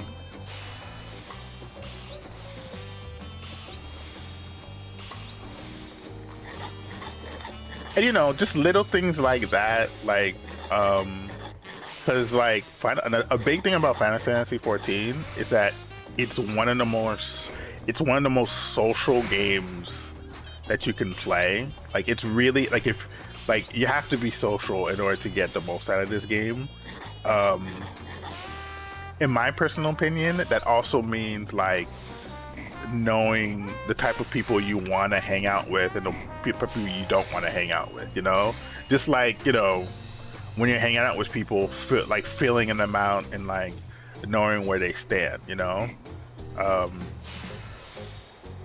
know, and seeing like who's a reasonable human being and who isn't, you know. But it's really important that like you just you just practice basic. The first time that a friend and I went to LIMSA, I saw some chats. I'll leave it at that. Yeah, exactly. Like just a lot of people like to have fun in LIMSA, but like yeah, just like this is so weird. It can be, but you know, it's definitely interesting and entertaining. And people are just, you know, some people they just you know, I don't take LIMSA seriously. When I see LIMSA chat, I'm just like, they're just messing around. They're just doing whatever and messing around, and who cares, you know? LIMSA is such like a chill pace. Let them have their fun, you know. Let everybody have, because that's all we're here to do. If people are being weird in chat and LIMSA, let them have fun, you know. Just ignore it, read it every once in a while, and laugh, and then go about your business, you know. I'm all for people being goofs in for example, LIMSA chat, you know. Let them out. Let them be weird, you know. Let them be human beings. We're all here to have fun. That's where I'm at. That's another, okay. Oh, you know what? Here, and so this comes back to like something that I've always like advocated for. This is why you have an FC, because like people can do anything that they want outside the FC, right? You can literally, if you want to, like an FC is a player run organization, right? If you literally want to have an XC that's dedicated to having like a sex dungeon, you make that FC, but it's not my FC. Do you get what I'm saying? You can do anything that you want in this game, just don't do it in my FC, because my FC, you know, my FC is I have a certain yeah, but I'm setting the rules within my FC. You know what I'm saying? Like you're isolating yourself. Like you have your own way of doing things, right? So you just keep it within your FC. If you know, it doesn't have to be your FC. You know, if there's another FC that you join that you like that person's FC, then and you like the way people run that FC, then you join the FC and you chill in that FC and whatever. You get what I'm saying? But you know, if people are being weird in LIMSA, just have the type of conversations you would like within your FC. And that's one of the great things about being an FC. It's like it's like a chat channel for the people that you want to have the type of conversations that you want to have, you know? I know a lot of people don't see it that way, but that's the way I tend to see it. And to me, that's the purpose of an FC, you know? And that's why I advocate for FCs over Discord channels or statics, you know? So yeah, there's that. Yeah, there's just a way to go about doing things, you know? So again, let people be weird in LIMSA. That's how they choose to spend their subscription money. And to be perfectly honest, you know, it's entertaining to read. Are you not entertained? You know, so yeah, why not? We're all here to have fun. I read in the yeah, exactly. I read something today about Final Fantasy 14. It's like, okay, so I understand that you're mad at I understand that you're angry that I understand you don't like pizza, but this is a pizza place, so don't be angry that we don't serve tacos. Like, what do you like, you know what I'm saying? Like, LIMSA's gonna be LIMSA, you know? So just don't be angry that people are doing what they're doing about LIMSA. Just, you know, there's another way about doing things. It's fine. They're just having fun. That's the way I see it. And that's the chill way of looking at it, you know? Let me see where we're at. Alright, so we've done. I'm gonna be here for a while because I'm updating all the tools for my crafting and gathering, and then I also have to and I gotten plenty of sleep.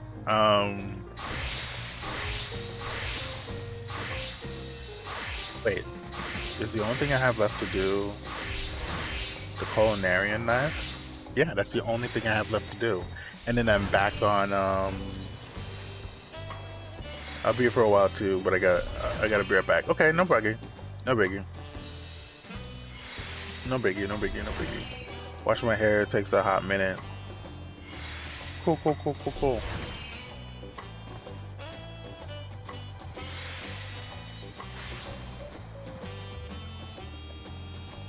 Feel free to lurk.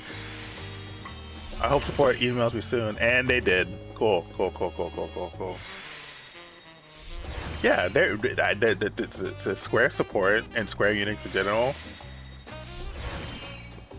They're like Nintendo, bro. Like you can't Square Enix is top notch.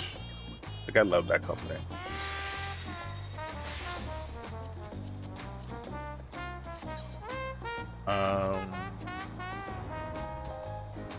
Where is physical area? Yeah, I need to craft this.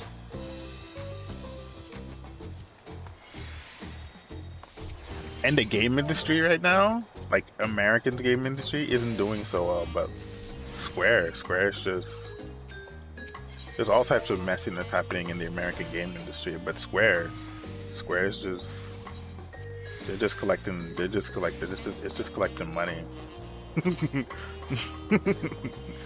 You know, I do feel bad for developers in the States though, but yeah, but still.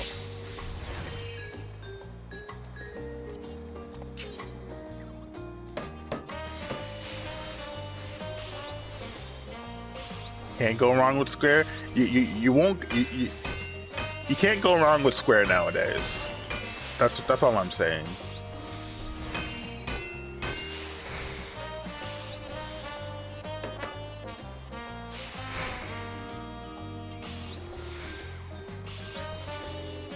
Square smelling like roses in every aspect of the word.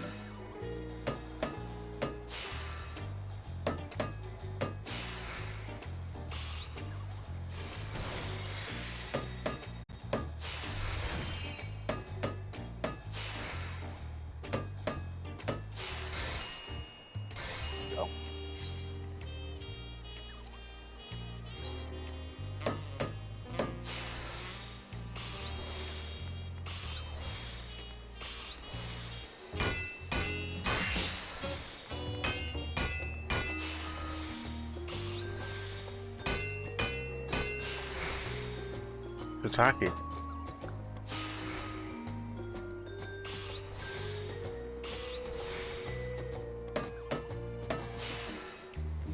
Bang, bang, bang, bang. So...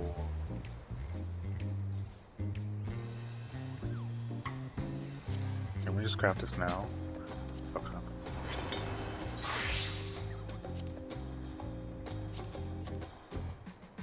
Bam, bam, bam, bam, bam, bam, bam.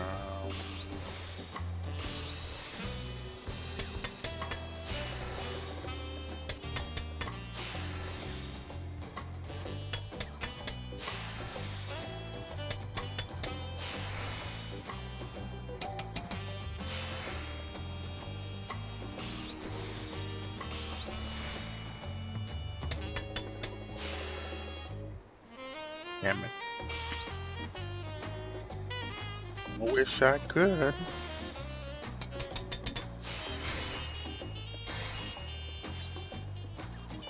Even, oh, now that I think about it, the viewer awards are on right now. Even now, as you're watching this, and other channels as well, even now as you're watching this, like, you'll get a reward for, like, watching this stream long enough.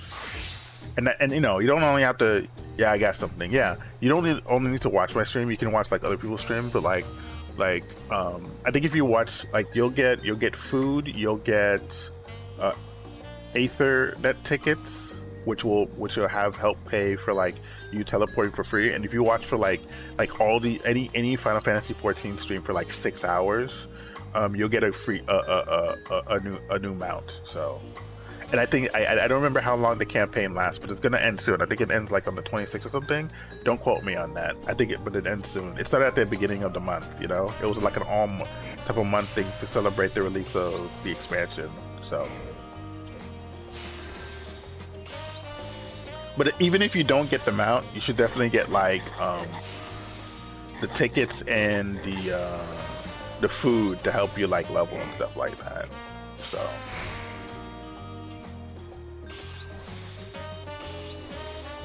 I think I've eaten all my food. I have not used any of my tickets up yet because none of the teleports have gotten that expensive for me yet. Let me see.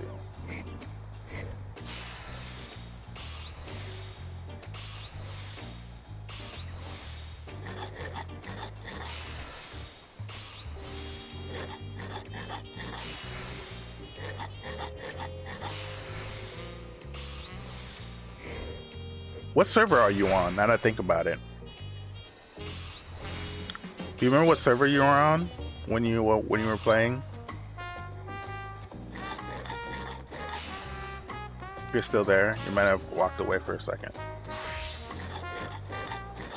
No, I forgot. Okay. Cool. Cool.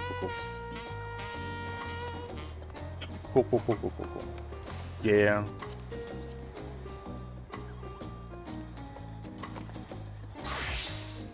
Once you get on and once you start playing, you might have been on like all the old servers. All the servers right now are congested, except the new server, which I transferred to. I transferred to like the newer servers. You could transfer there for free, but that's not what I'm telling you to do. Don't do that. What I'm saying is, when you start playing, play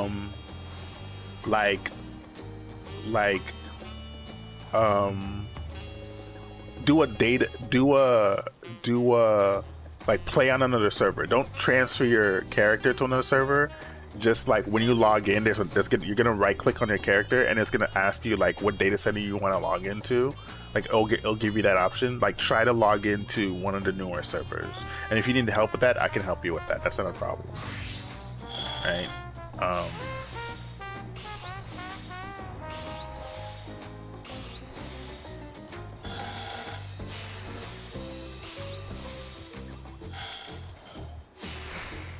Like so you'll be staying on like your character will be based in a data center still, but you'll be like playing on another server, and like it'll help you avoid things like there's still probably long queue times since the expansion just came out, so it'll help you like avoid like long queue times and stuff like that. You can just play another server until things die down, basically.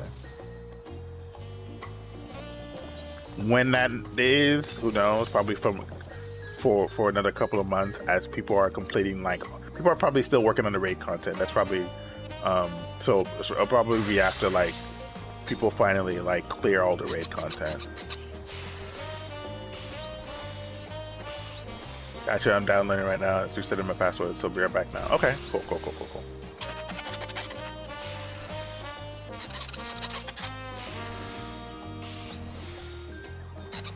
Gotta finish up and I'll be back. I appreciate all the help, man. Yeah, no problem, man.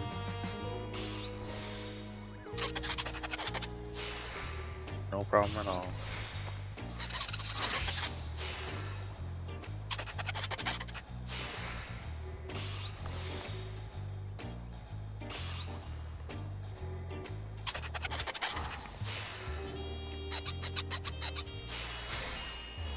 Ring.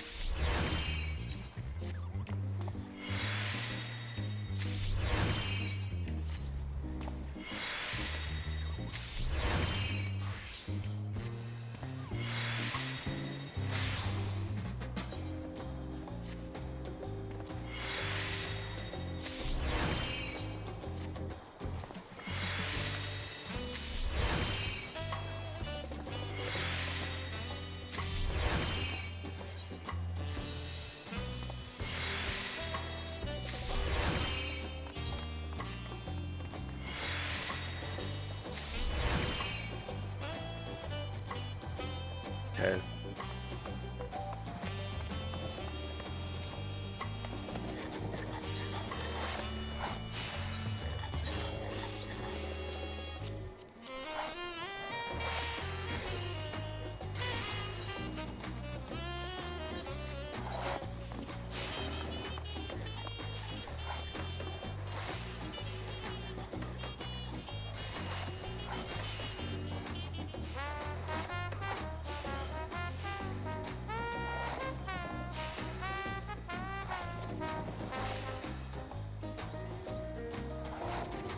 Okay, so now we're set. Marion, armor, actually, Commander, Ghostman, Weaver. Yeah, it's just the primary tools now. Ugh. Well, this is gonna break my heart to do this.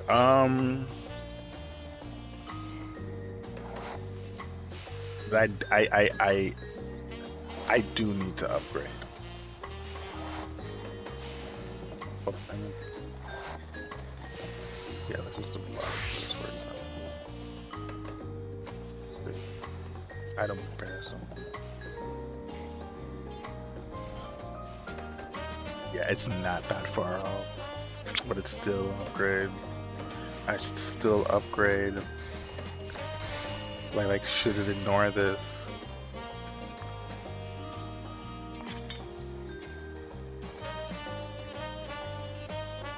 Now.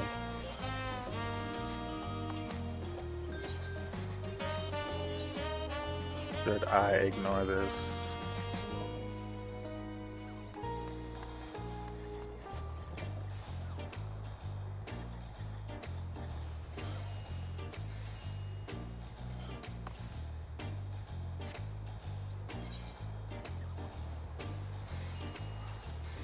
Over 650, 510.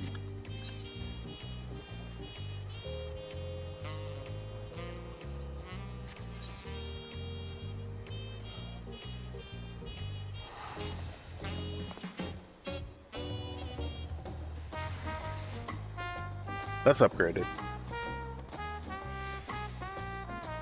Yeah, that's upgraded. Should I upgrade it? It's, oh my gosh, I should upgrade it. I should upgrade it. Yes, resist the urge, resist. You must resist. You must upgrade it. You must upgrade it. Upgrade it. Upgrade it now. I know it looks great. You need to upgrade it. You need to tell yourself, upgrade this and upgrade it. Yeah, let's upgrade it. Screw it. Okay. Alright, we're good. We're good. I got this. I'm upgrading it.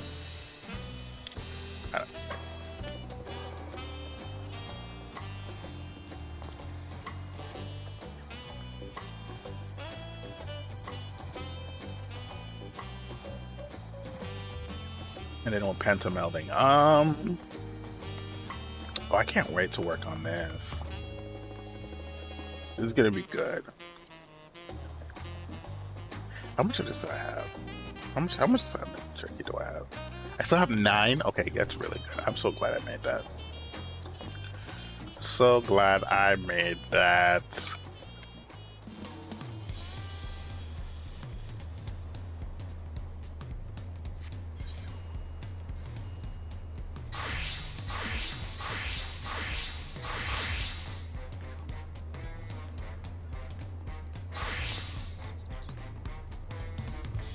Yeah, we're in an exceptionally good place. Okay.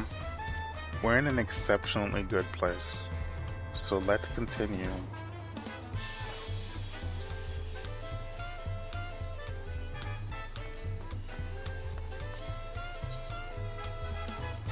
We're in a really good place.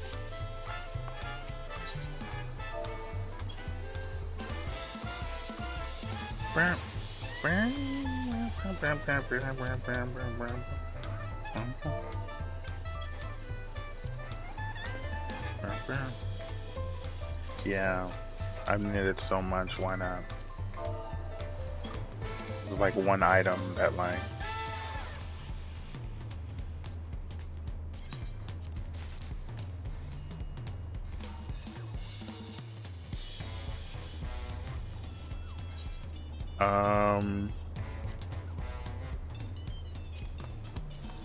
Yeah. Where are we? I need. Oh wait. So I don't need this for anything else. Okay, I do. Okay, so let's just two of each. That's what I need.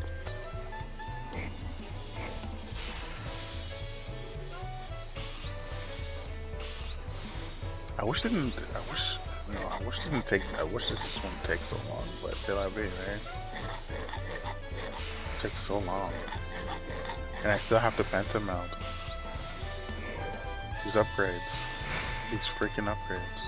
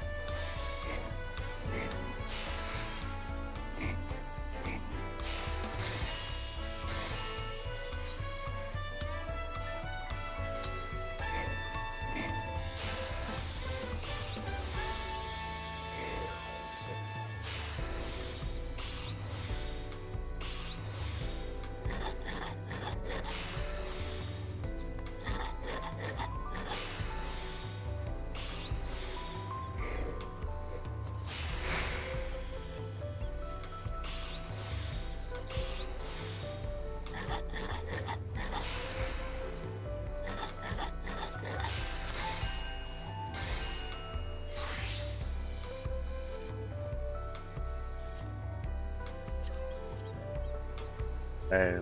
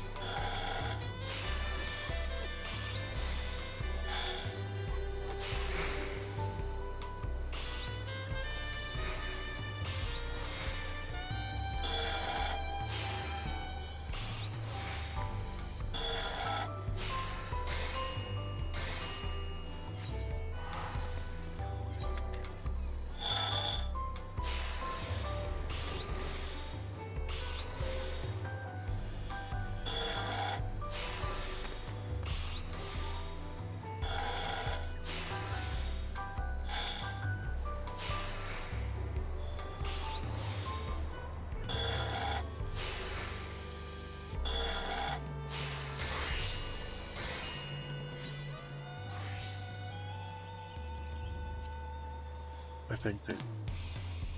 Right.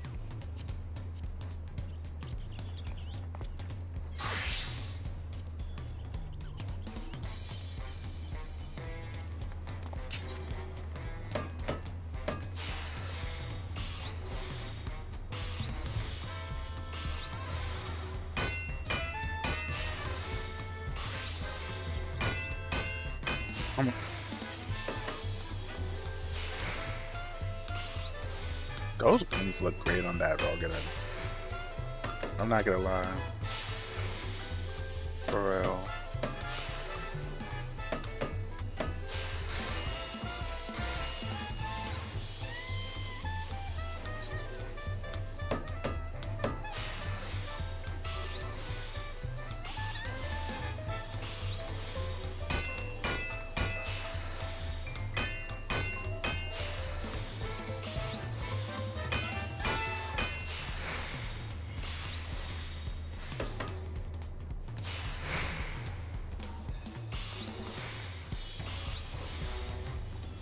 See.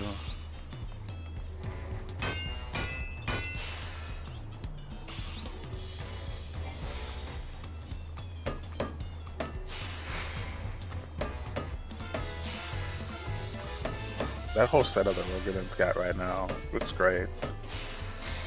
That's a great web.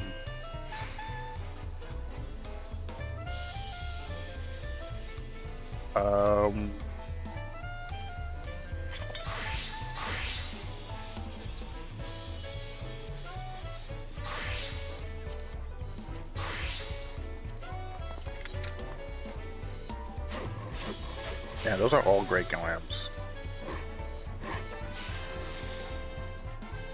That girl gonna has a good glam game going for her. Like a really great glam game.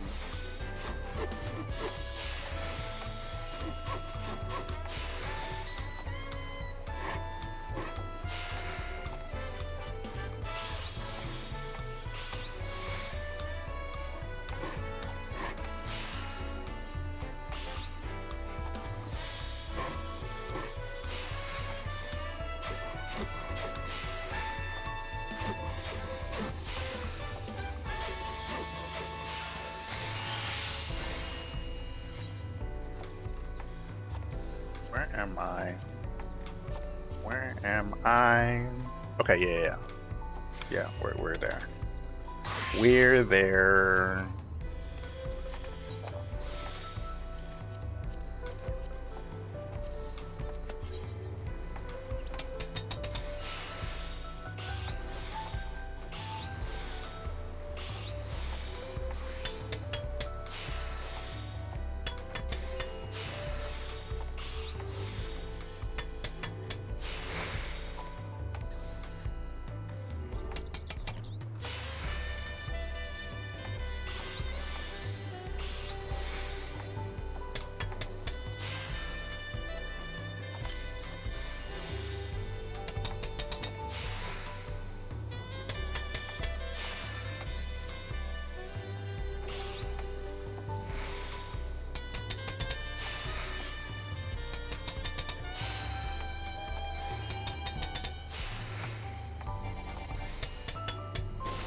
Damn it.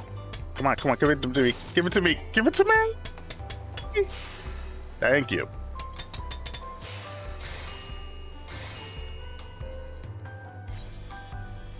I ain't fucking with that 98%.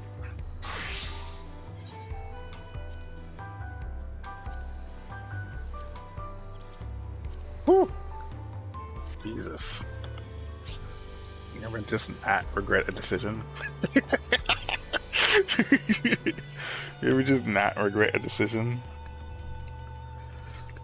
You would just not regret a decision? Hold on, let me see what the numbers are on this thing.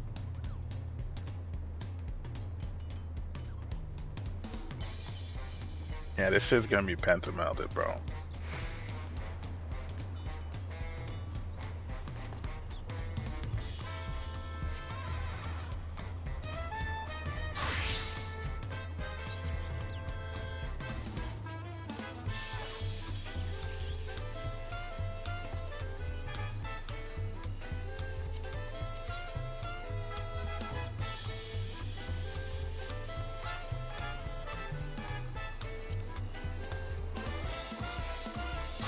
You ever just pentameld your gear? Just casually just pentamelded your gear? No, I'm kidding.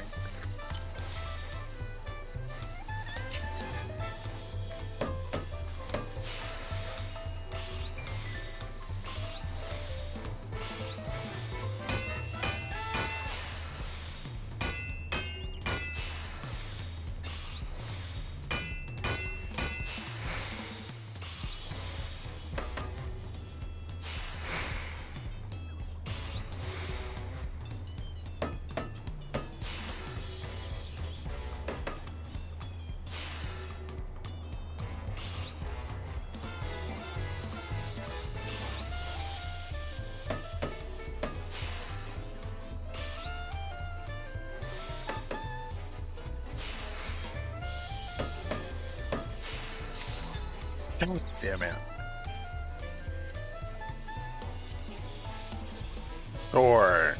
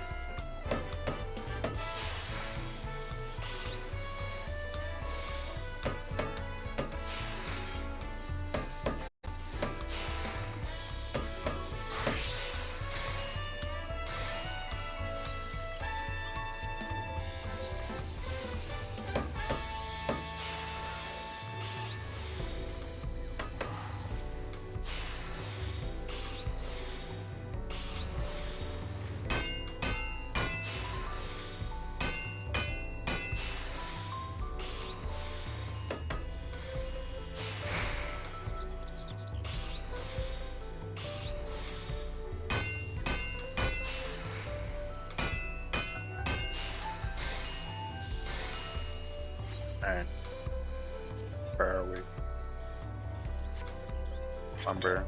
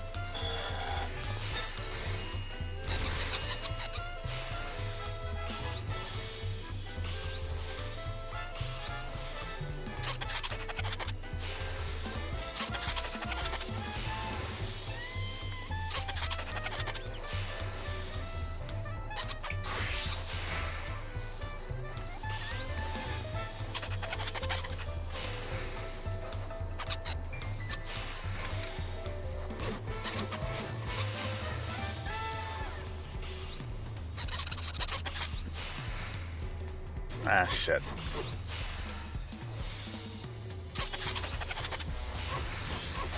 For real?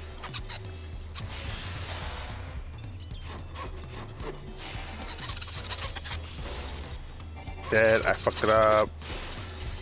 Yes, I did. Wow, that was a whole recipe, bro. I fucked up the whole recipe. Oh, that's embarrassing.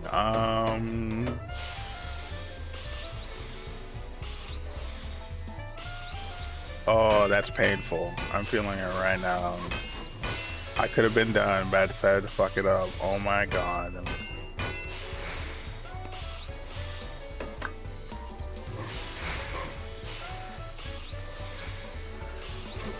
I feel it right here. It's really bad.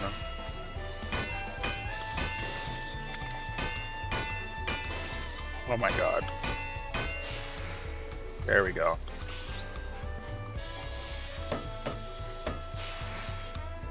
Nice. God damn it.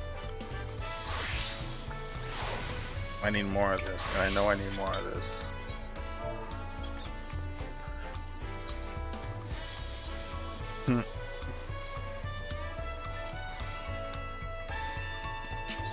Like, it's bad, people.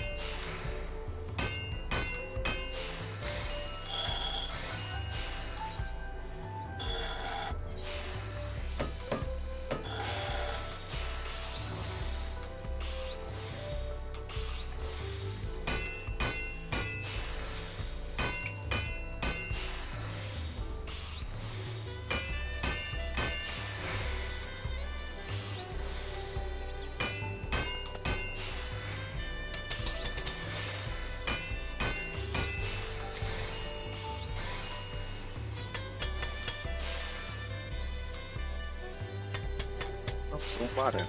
Good. People buy my stuff all the time, so I don't know why I'm like surprised, but yeah.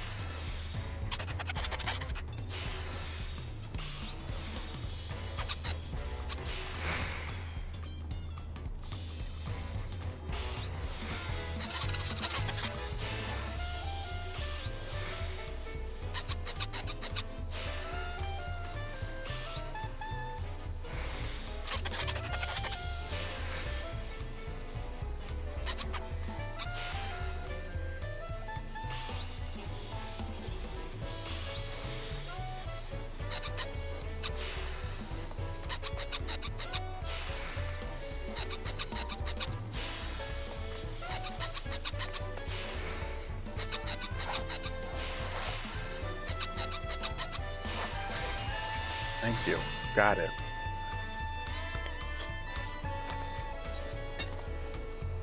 I don't know why I screwed up on that recipe, but now I got it right, and now we're in business. Okay. Yeah, this is the next one.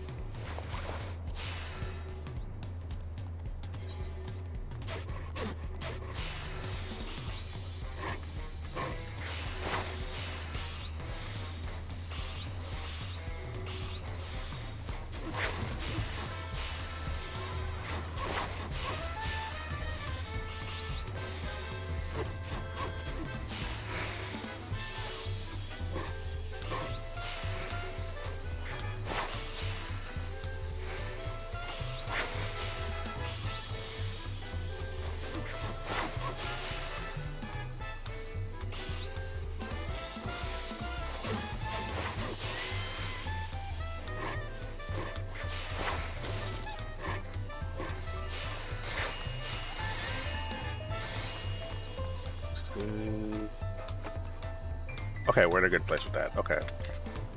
So now we just need... Is it me or is she wearing an outfit from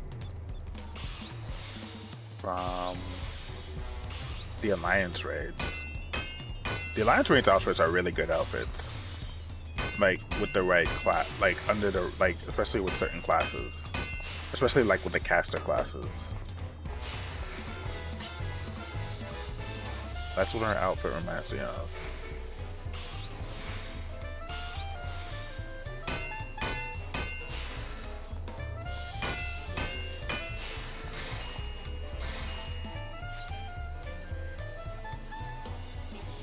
Two.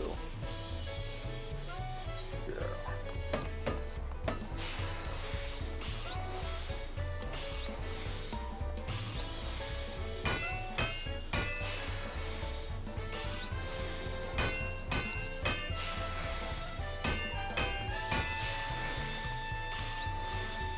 She's wearing that. She's got good taste. Like those are good lamps to have. The Alliance grade lamps, it's just getting them. It's such a grind.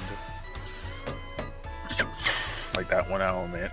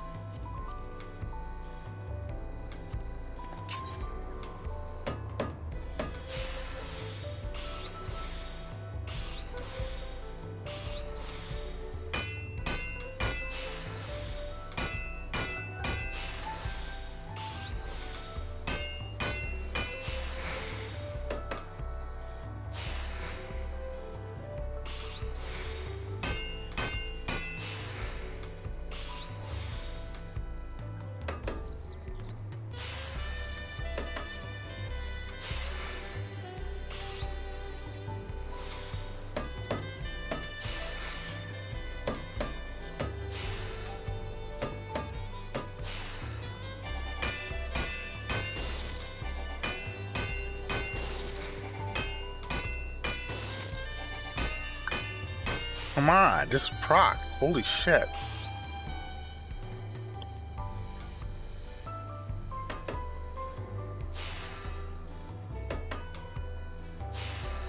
Yeah, I'm gonna fuck this up. I can't believe I'm gonna fuck this up. Wow, I can't believe I didn't fuck that up. That was a gamble. That was a real gamble. Yeah, that was a real gamble. That was a real gamble. Okay, so this.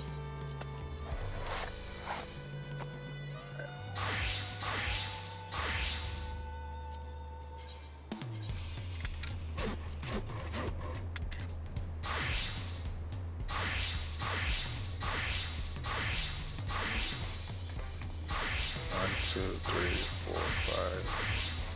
6 more drops to go. Got you. So where are we at? We're at...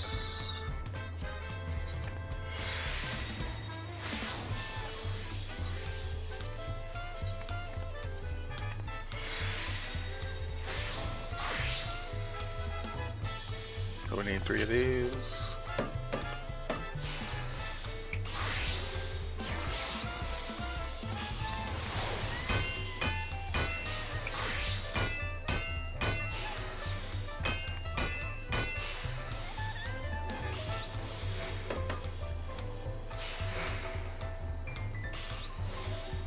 Crap. I think we're good though. Yep, we're good. I know how to do it. Whoop. 2 more to go. And I still have to pentameld. Oh my god, the pentameld is gonna be... I'm coming in. I'm gonna be coming in late for this. This is gonna be late. I'm gonna be late. I'm late. Yeah. There's no ifs or buts about it.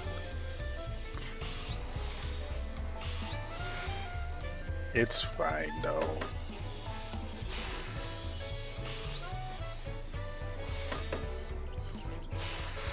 Yeah, I did this casually, so. And I'm not gonna go crazy over it. And I'm not gonna, but also I'm not gonna like, I'm not that late. I'm not like late, I'm not insanely late. So even if I'm late, there won't be that much people ahead of me. So that's always good. It's better than being like far behind and then like playing like really bad catch up. That's the worst. That's the worst. But yeah, I'm definitely late coming into this. But I couldn't spend more hours than I had, so. And I definitely wasn't gonna do that. The goal was to do this casually, and that's what I did. Oof. And I'm not sacrificing one thing for another, that's for sure. But I'm also not in a bad place. I'm not that bad, bad place. I'll be fine. I'll be fine. I'll be fine.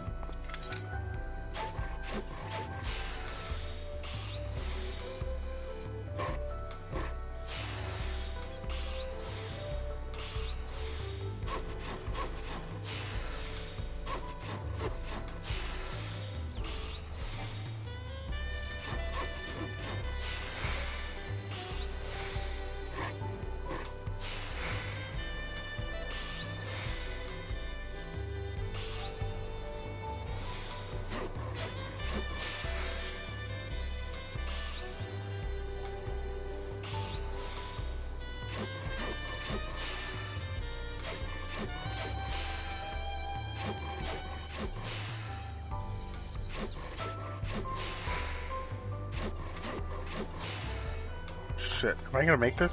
I'm gonna make it. I'm gonna make it. Thank you.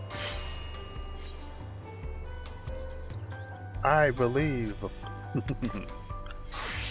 Let's see.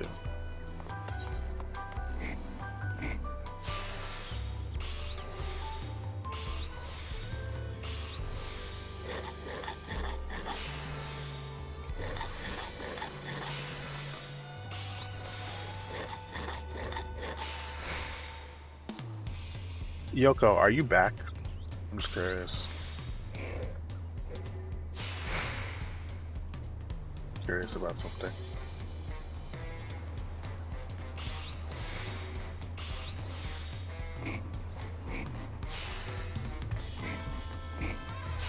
Okay.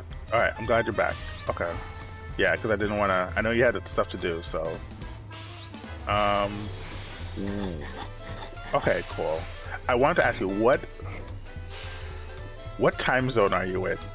That's going to be important to my availability. Because I want to help you, but I also want to know what time zone you're in, so I know Eastern Standard. Perfect. Oh, you said the magic words. Okay, good.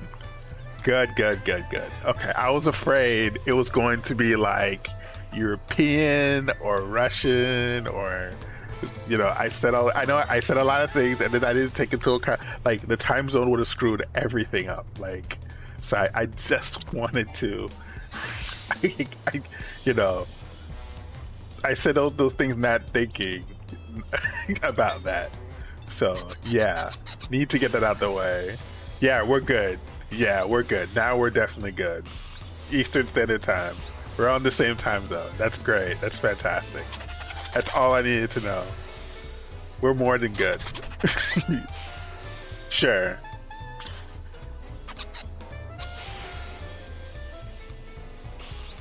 Take your time, do everything you have to, you know?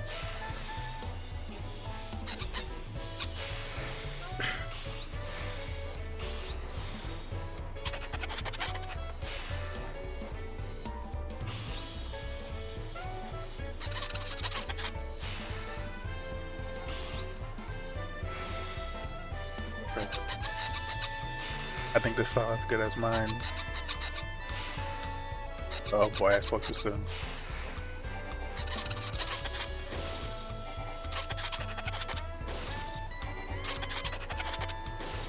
Come on.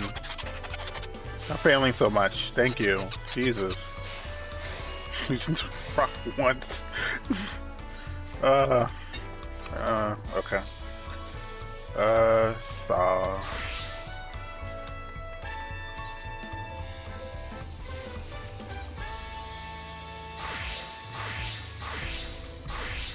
Up in there, blacksmith. Yeah, I can't wait to do blacksmiths. Blacksmith is suffering right now, and we should do blacksmiths first. We should totally do blacksmiths first. Blacksmith seems to be where I'm struggling, and if I do that first, then I'm gravy. We are struggling with blacksmiths right now. We are just getting by on a razor's hair.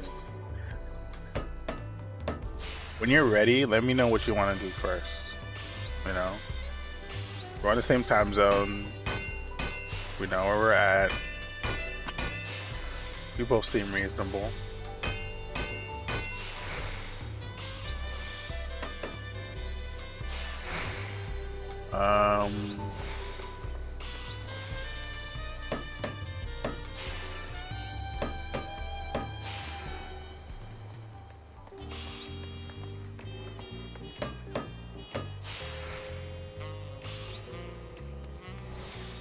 Perfect. We're just gonna get on at a better time.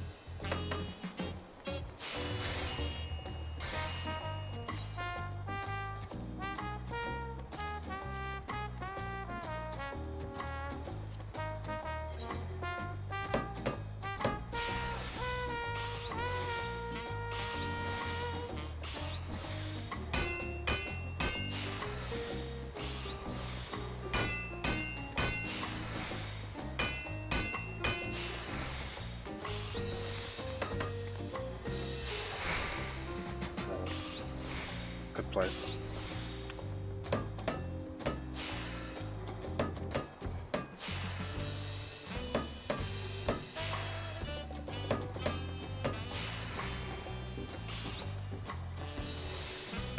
Shiitake.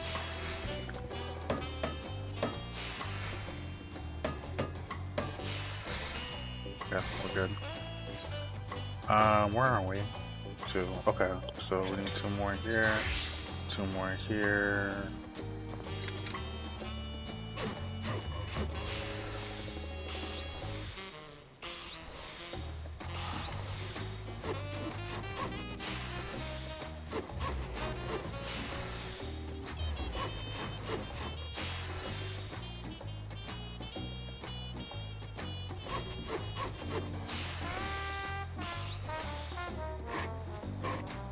Perfect, okay. Shiitake.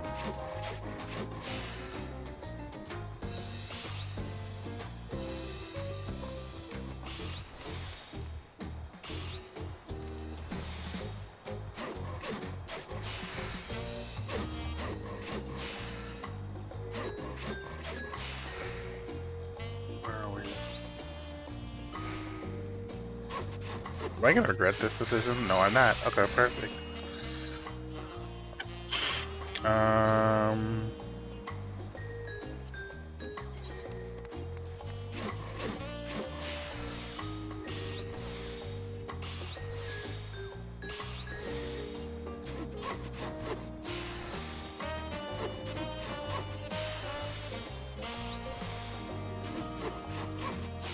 That? Oh, someone probably used an ability and it caused the blur. Okay. Yeah, that's probably it.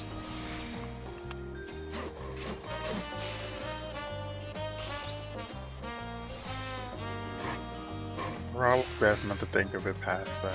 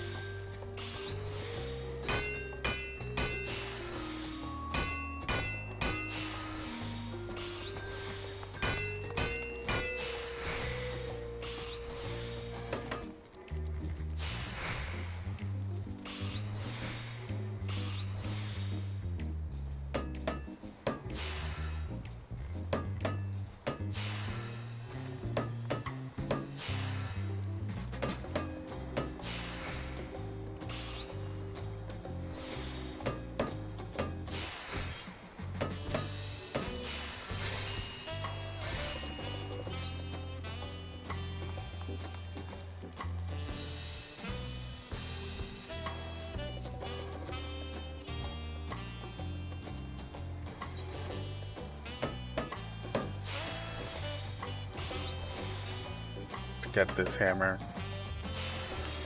Let's get this hammer.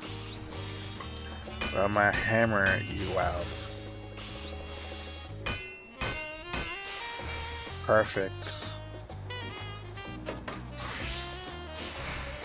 So the first thing you want to do, did you get your password reset? Did by any chance your password reset? Are you good with that? Did support like help you with that? Let's just get that out the way. Also, you're free DMG it reset. Okay, good. So the first thing you actually want to do is go on the Lordstone and log in and just have access to your character. Just to eyeball it, just to see your character. Hold on, let me see. What window am I on? Let me switch. Is that the window that I have open? So hold on, give me a second. Yeah. Like just to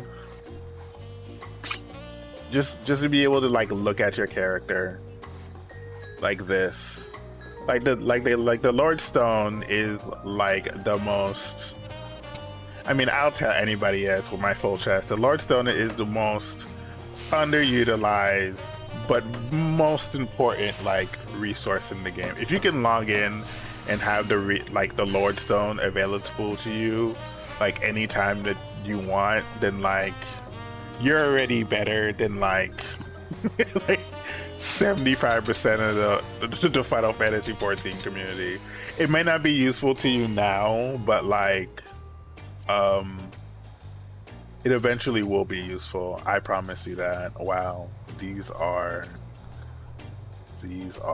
taking up my inventory space. But I'm not using them anymore. I gotta put them aside. These two, I gotta put these aside too. What am I doing with these? Like I'm not using these. Crap.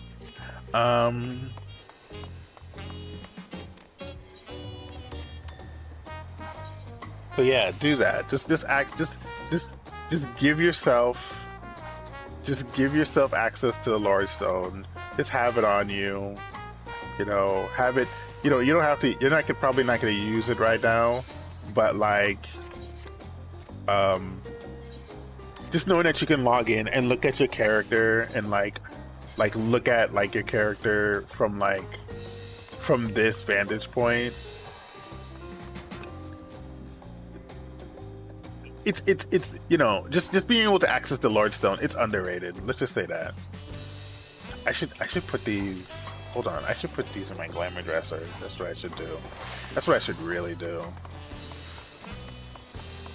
Forgetting that my glamour dresser is a source of storage.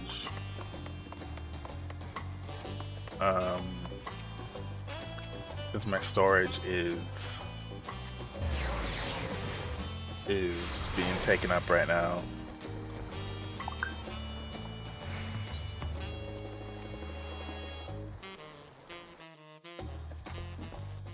Yeah, these should go in the glamour dresser.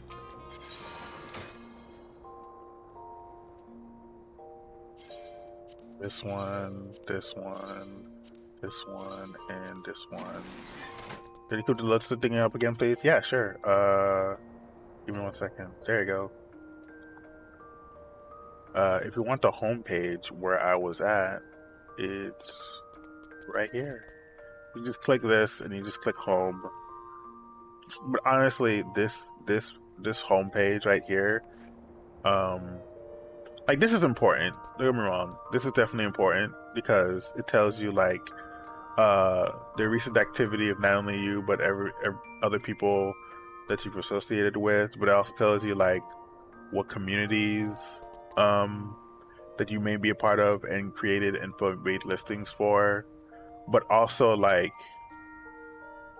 this is important because it gives you like the news coming straight from Square itself, not from like a YouTuber. Like as long as you can read, like you'll have plenty of access to. Yeah, I should store these in the glamour dresser too. To information that you need to know. like, you know, when the server is going down, when there's going to be maintenance. That's pretty important because if you have plans and the server and you know, you're not caught like by surprise when the server goes down and you can't access the server and you're like, oh, but I had plans tonight and those plans are ruined because the server went down and I didn't get advance notice. Like, this is where you get advance notice, right here. This is where you get advance notice. So yeah, you're probably gonna be here more than you're going to be here, right, on your homepage. But what you're probably going to be you're gonna spend most of your time on is the Eorzea database, right? That's important. There's a lot of resources here that like you should just have access to, right? You're gonna if you're playing the yeah. Yeah, I pulled up. Well, want to see? Yeah, sure. How am I gonna see though? Hold on. Like, how would you show me? Like on Discord? Hold on, let me see.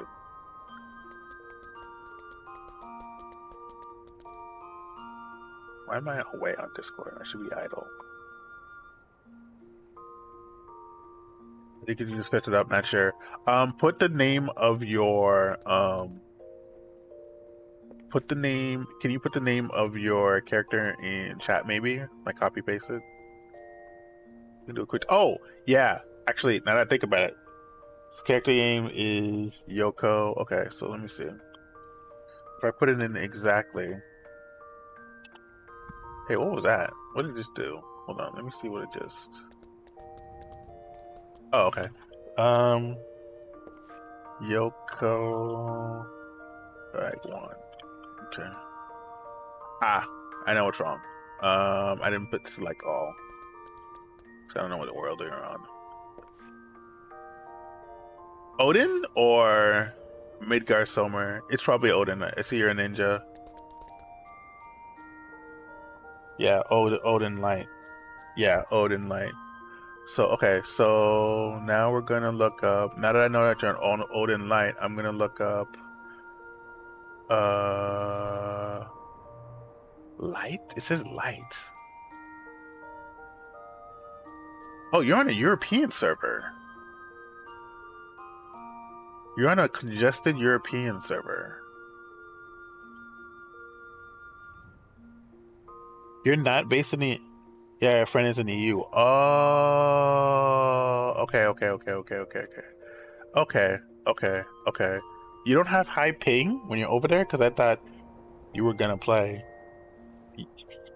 But I'm in NA. Oh, okay.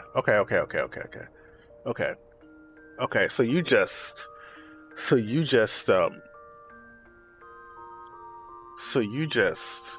transferred over there. You don't have high ping? Like, you don't experience ping problems when you're playing over there? I would imagine that, like, your ping is suffering while you're over there, right? That's like only because we told me to. Yeah, but you know, that's he just probably just wanted to play with you, which is fine. There's nothing wrong with that. That's cool. Are you still okay? So here's a question. Could I change it to yours? Yeah, you can change it to mine. Mine is North American Merilith. Yeah, mine is North American Merilith. So hold on, let me link it in. And if it's hold on, give me a second. So it's Dynamis Merilith, right? I'll link it in chat. I'll link that in chat. Dynamis Merilith, which is like the American servers, which is the North American servers. And if you transfer now, if you want to transfer now, are you still talking to him? Are you still hanging out with him? Because if you're still hanging out with him and playing with him, then you probably shouldn't transfer. But if you aren't, like if you don't see him around anymore or as much, then okay. So he was a streamer. Okay. So let me show you something. So you see, all of these are marked new, all of these are marked new, right? If you transfer to Marilith, the transfer is free. The transfer is like if you transfer, anytime you transfer from you're on a congested you're on a congested server. Anytime you transfer from congested server to a new server, then your transfer is free. There are a couple of things. Okay, so when you transfer, you do it from the mock station, and when you do the transfer, he basically says he's done everything about everything, even has a house, so he's just kind of following around and explaining stuff. But I got bored. So how do I transfer? You transfer from a mock station. Hold on, give me a second. Let me see if I can open the mock station real quick. Oh, hold on. Let me, because I'm gonna be like entering my credentials through the mock station, but I don't want anybody. I don't want to stream that.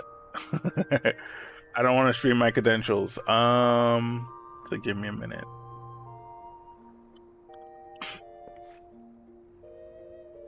So give me a minute to log in into mock station. Oh, I should show you though what it looks like at least. This is what the log station looks like. Yeah, this is what the mock station looks like before you log in. Just FYI. And alright, let me log in. Let me log in. Holy crap.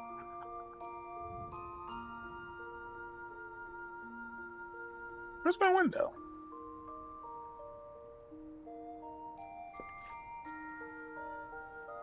Is he still stream?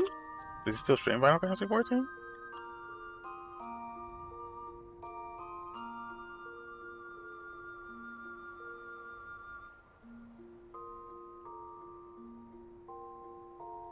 No, don't do that. He does, but he doesn't do Final Fantasy 14 on stream. Oh, I can't. Oh, okay. I see.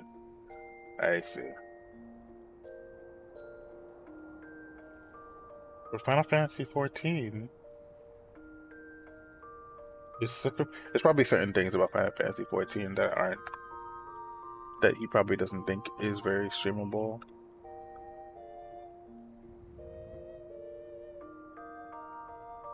Okay, so once you are, let me show you. Yeah, once you're here,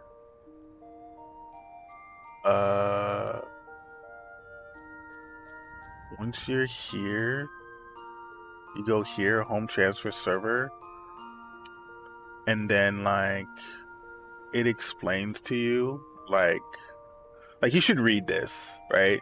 But you should read yeah, it's $18. Okay, hold on. It says $18 for transferred, but it says transferred to new worlds from worlds that are not hold on. Okay, no, it's right here. Okay, the home transfer system is an optional paid service. However, transfers to new worlds from worlds that are not classified as new, as well as transferred from congested worlds to preferred worlds, are free of charge. You see that right there? They're free of charge. So yeah. So conditions for home. Okay, so conditions for home transfer. You must be the owner of Square Enix account, of course. You must be an active Final Fantasy service account, right? You have to be, basically that means you have to be like subscriber. 3 days must have lapsed since the home transfer service was last used on the service account. You must be logged out of the game. That means, okay, so what it's basically saying is, you can't be logged into the game and do a transfer. Your character cannot be enlisted in a free company, holding a free competition, signing a free competition, or applying to join a free. You just basically can't be associated with a free company. So if you're in a free company, just get out the free company. Basically, your characters can't have any retainers. Okay, so you can't be selling anything on the market board. You can't have items entrusted to Calamity, Savage, NPC. I'm pretty sure you don't have that.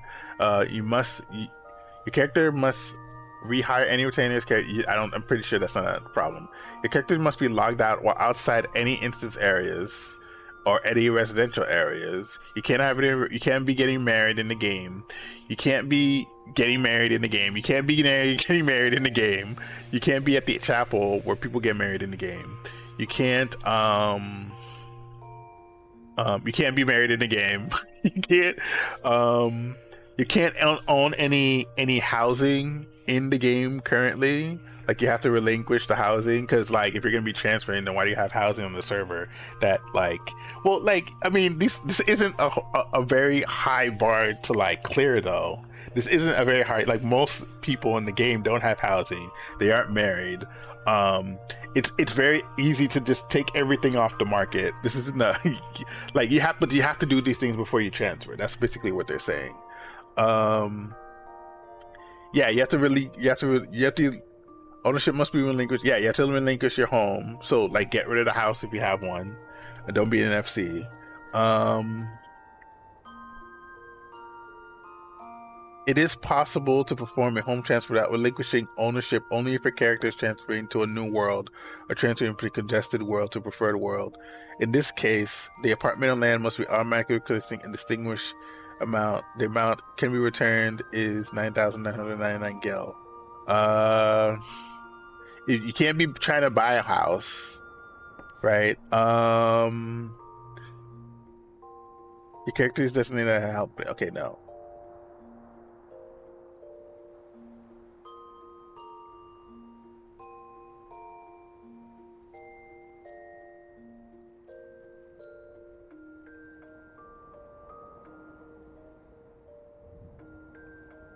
Yeah, a bunch of information is going to be changed when you transfer over. That's not a problem. Oh, if you're part of... Hold on. Character data transfer to destination homeworld. Moogle letters, retainers, your character items, skill. There used to be a max level. There used to be like a minimum level of skill that you could transfer. That much I remember. All your link shows will be gone. Yeah, all your link shows will be disbanded. That's what we're taking care of. It used to be worse. The process used to be worse. I believe the process before was that you also had to like take off your clothes before you did the transfer. I think they improved upon that. I don't think you have to, like, you used to have to go naked too. Like, you used to have to make your character go naked and then like do the transfer, but you don't have to do that anymore. Yeah, you used to. I'm telling you, you used to have to take off your clothes. You used to have to like unequip everything before you like. You used to like have to unequip everything and then do the transfer. They don't do that anymore. I recently did the transfer. That's how I know. Like, I transferred to this server, so yeah.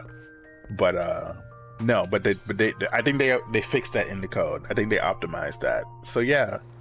But I mean, it sounds intimidating, but considering that like so much of that are just easy bars to clear. They just want to make sure like you don't have any like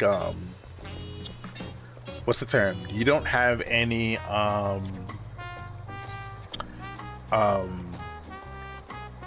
obligations before you transfer the server. Like, just don't, like, the hardest thing that's listed there is probably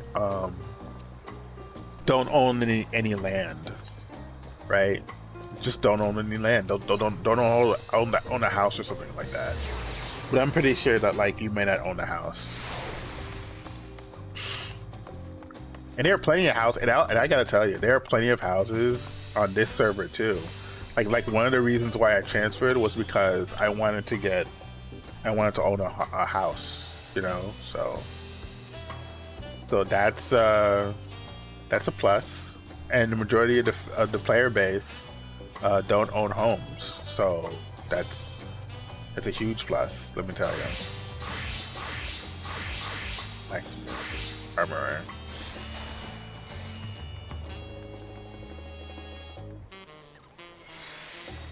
So yeah. So yeah, let me know if you have any questions about that, and I'll be happy to answer them. You may not want to own a home, and that's fine, but like, it's cool to own a home. It's cool to own a home in a game that you really care about. Rising pin hammer. This is an item I need to craft.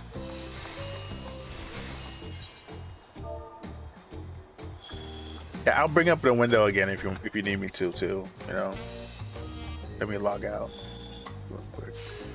I don't need anything. I just wanted to show you that window so that you know.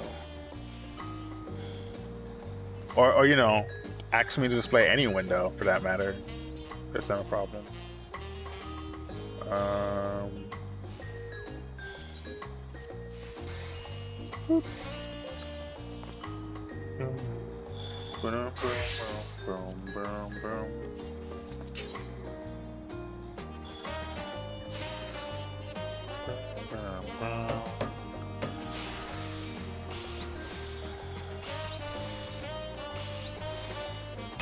If you have any, if you're doing the transfer now, if you have any problems, let me know. And I'll we'll try to see if we can tackle it together.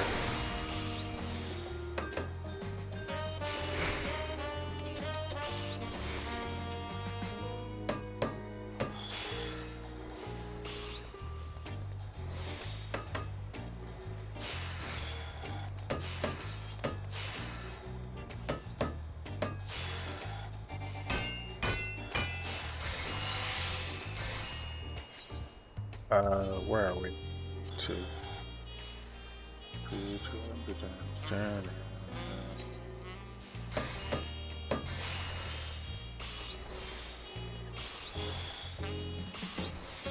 That should be a command now that I think about it.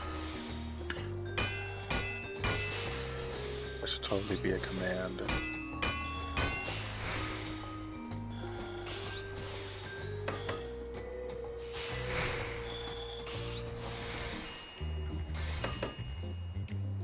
I'm gonna work on that later tomorrow when I have free time. Make that a bot command / exclamation point daemon. That's actually not a bad idea. I think I may have ran into a problem with the transfer. Did it say what the problem is? Does it specify what the problem is on the page? Does it tell you anything about the nature of the problem?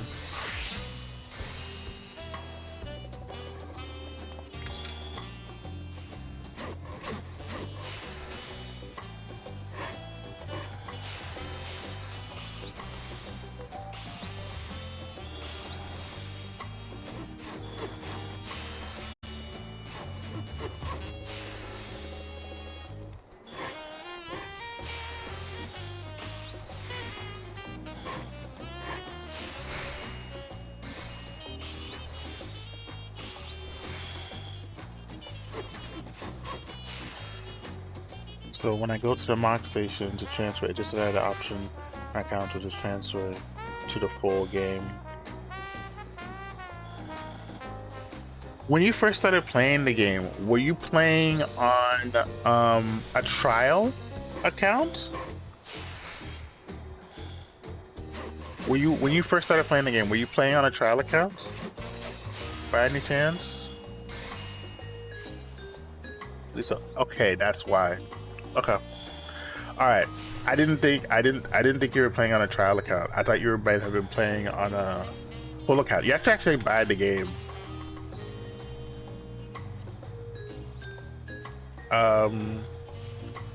Can you buy the game? Can you hold on. Turn trial account theme into full account. Potential information, yeah. For free trial users, okay. Steam accounts and Windows can be combined, so the answer is no.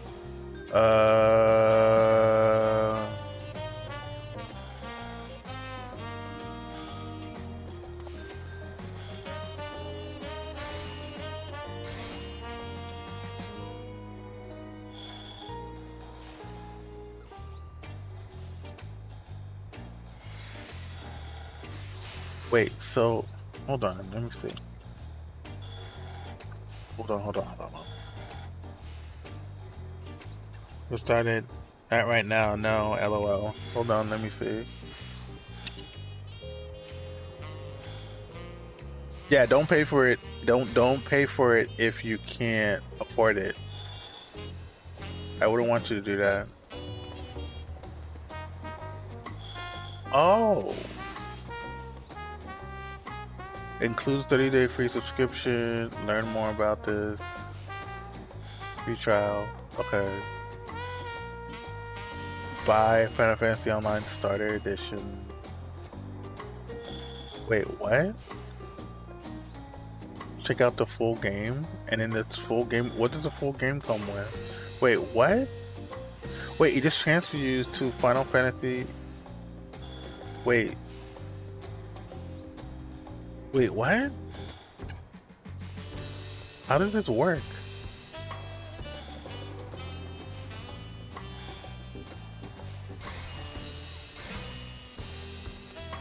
I've never had to go through this process. I've made it somewhat far. I might be confused. DM restarting, honestly. Hold on. Okay, hold on. So when you so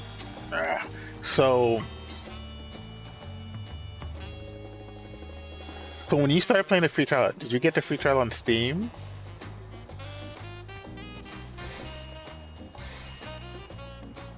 Like, did you download the free trial and start playing it on Steam?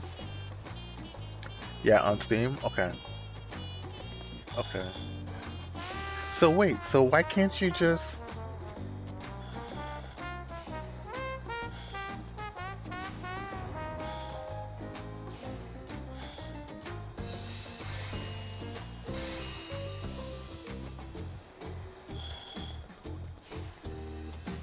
Okay, so what's gonna happen, I think, is...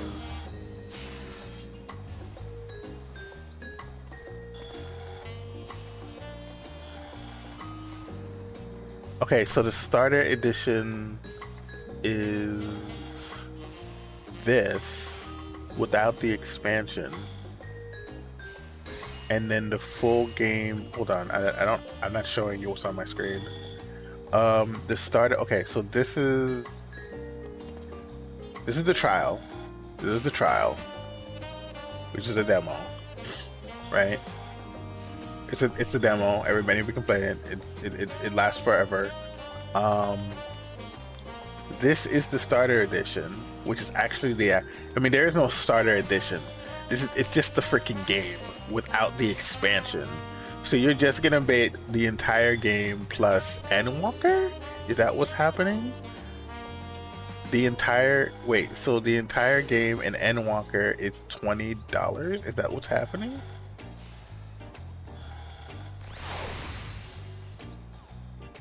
And it comes with a subscription. I think. Wait, new DLC available. Buy Dawn Trail Standard Edition. Okay, great. They explained this in the live letter, and I wish I was paying more attention because it wasn't relevant to me.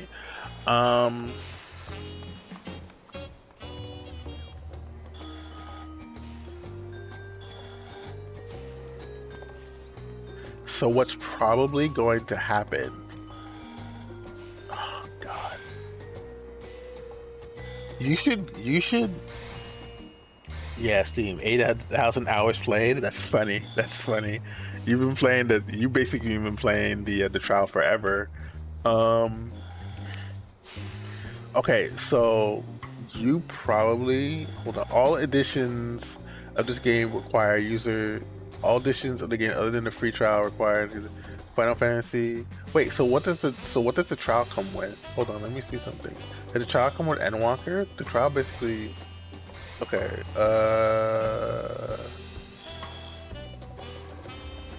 Rekindle the fires of hope, and why does it sound like the trial comes with? Hold on. Why does it sound like the trial is just all being shown on the screen? Good. Final Fantasy free trial. Yeah, tell me what it comes with.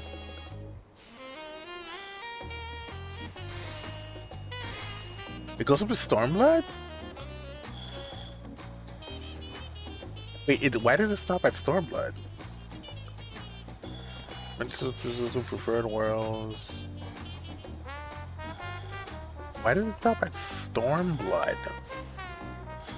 That's kind of dumb. Aren't there like two more Hold on, aren't there like two more expansions? Am I wrong? There's like two more expansions after Stormblood, right? This is Dawn Trail. This is Endwalker. This is one. Yeah, there's Shadowbringers too.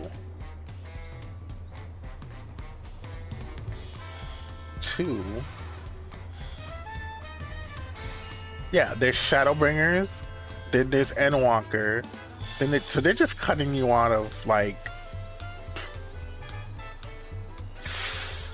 30% of the game.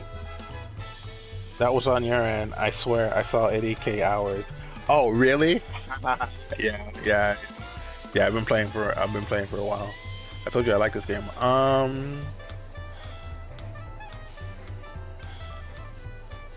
Man, this completely pulled the stops on everything I was doing.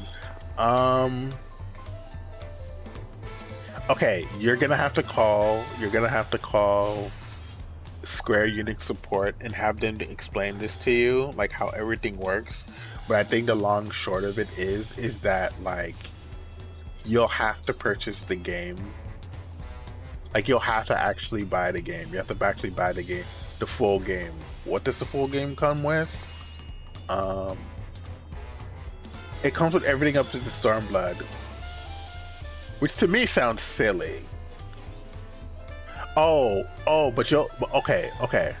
It comes with everything up to Stormblood, but you'll have everything unlocked. You'll have all the stuff that you were so there's all this stuff. I think, hold on. So what's the difference between? It's like a comparison page.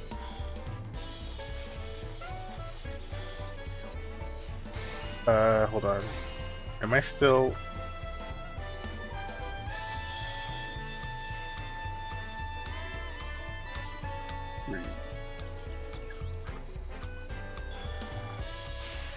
I know there's a comparison page. Players are limited to level 70. Players are restricted to Realm Reborn, Heaven Sword, and Stormblood. Players can only have 8 characters. Players can have more than 300,000 gil. Ew, that's so low. Players can't create or join free companies, PvP, or party. And they can't use the market board. Oh, that's so terrible. Like, or they can't use shout or yell or tell. Are you serious, bro? Really?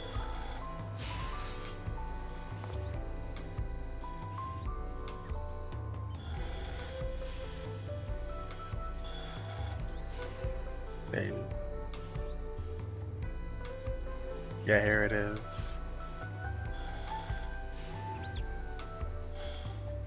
Can't hire retainers, can't join link shells. Oh, that's terrible. Oh, that's terrible. Oh no. There's a whole entire experience that you're locked out of. Can't use community contents. Can't log into the forum. Actually, the forums make sense. The companion application isn't that big of a deal. I mean, I use it, but it isn't that big of a deal. The companion application actually,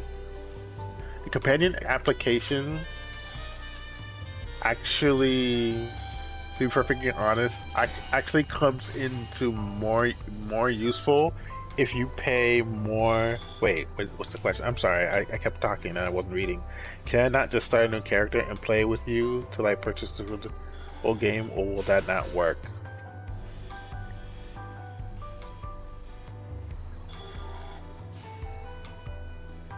I wouldn't want you to start a new character, dude.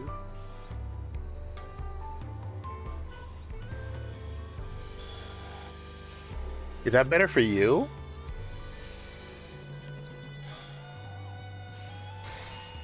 Is that better for you, though? If you just want to start a new character and then...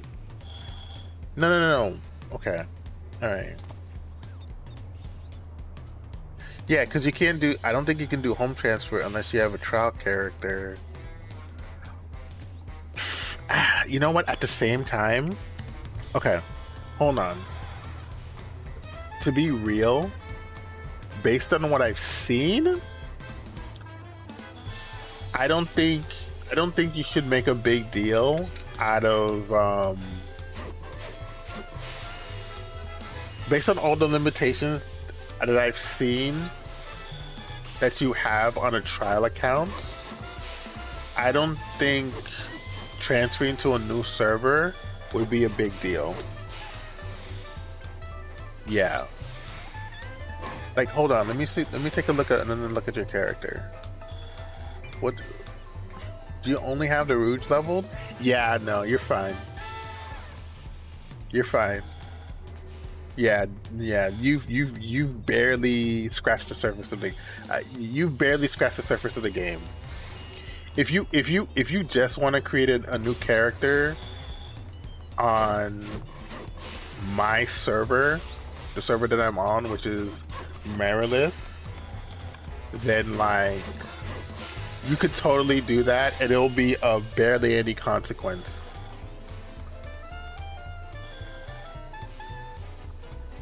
It'll be barely of any consequence. Because you've barely scratched the surface of the game, dude. Yeah, you barely scratched the surface of the game. Yeah, you're fine. You're fine. Yeah, you're fine. Stay on the trial. You know, hold on, give me a second. Stay on the trial.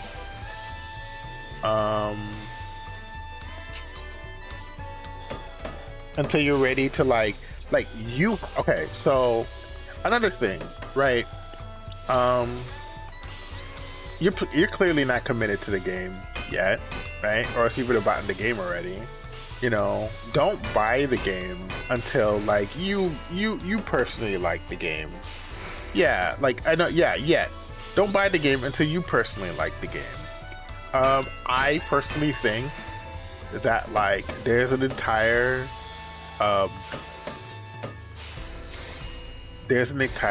hold on. So there's an entire experience that that is not available to you. But you know, all the stuff that they lock you out of, so much of it you won't be able to take advantage until you're max level anyways. Right now you're like lower level. You're like lower level. And you haven't gotten far on the MSQ. If you want to just if you want to just create a new character and like just hang, we could do that. I probably won't be able to do it. Yeah, it's fine. No, it's fine. Tonight is probably a bad night because I'm working on like crafting and stuff like that. But then like another day when I'm on and you create a new character, and then you don't have to promise me anything, dude. Just like you get it when you're ready, right? And then what was I thinking? Like I'm not this is not a guilt trip or anything. I really want you. I don't want people playing a game that they don't enjoy. So like, not that I'm saying that you don't enjoy it either. You just said that you just want to play with me, and that's fine. That's perfectly fine. Yeah, another day that I'm on, and you just want to mess around, or you just want me to like hang out with you as we're playing the game. I'll totally do that. That's not a problem. That's not a problem at all. Don't even worry about your character. You could just make a new one. You barely touched the surface of the game. Trust. I'm being dead serious right now. Oops.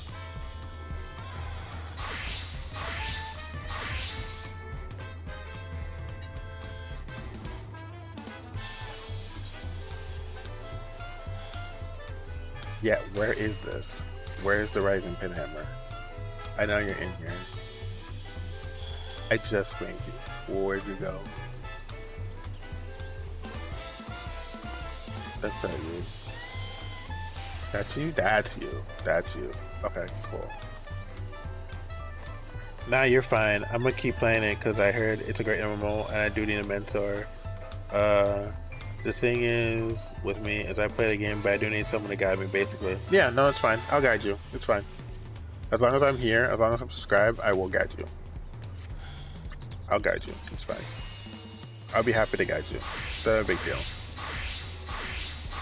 Actually, now that you've said that, hold on. You said that you need to be guided, right? Let me introduce you to my YouTube channel. Let me introduce you to my YouTube channel, which, by the way, I have. Where is it?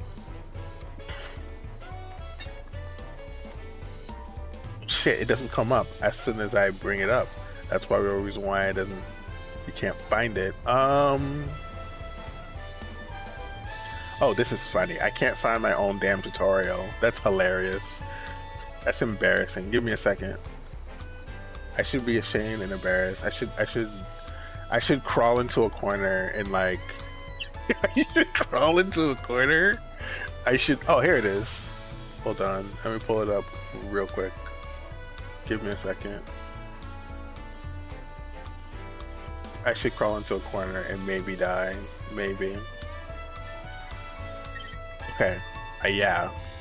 You've mentioned this, so now I'm giving it to you. Where's my damn window? Basically, backseated hard. Yeah, thank you. Thank you for subscribing. Thank you. There's your video. I have a goddamn. I made a guide. I made an addendum to a starter guide, because you know the Final Fantasy 14 has its own starter guide to the game. Like there's a whole like playlist and everything like that.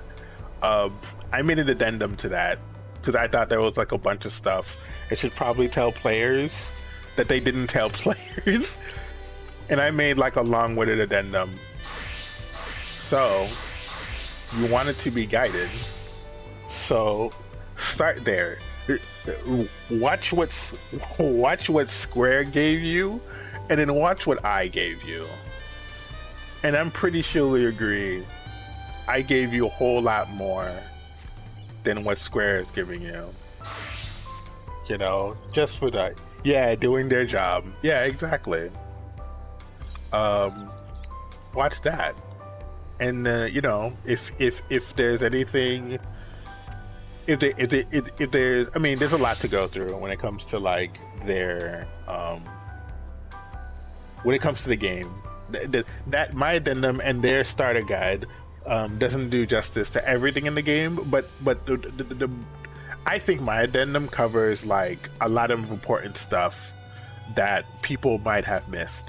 So yeah, just do that and you'll be fine. Trust me. Watch the addendum. It's a good addendum. I think it's a good addendum. Or if it's not a good addendum, tell me. Just tell me, and then one day, I'll look at it and be like, yeah, he's right. Let me just do this over. Yeah, thank you. Thank you.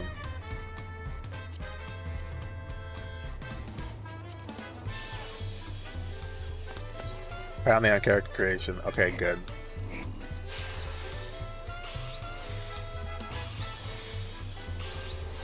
If you need me to repeat the server that I'm on, let me know.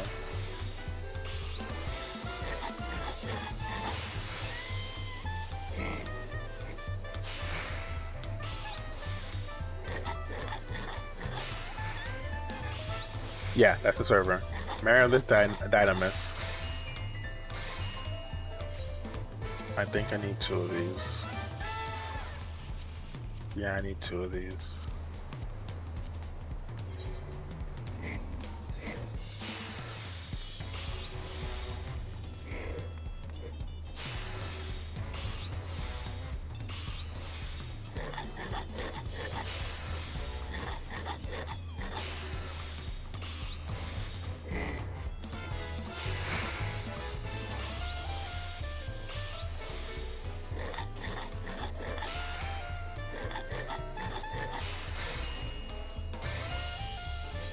Make whatever you like. You need to enjoy the game in order to fully appreciate it.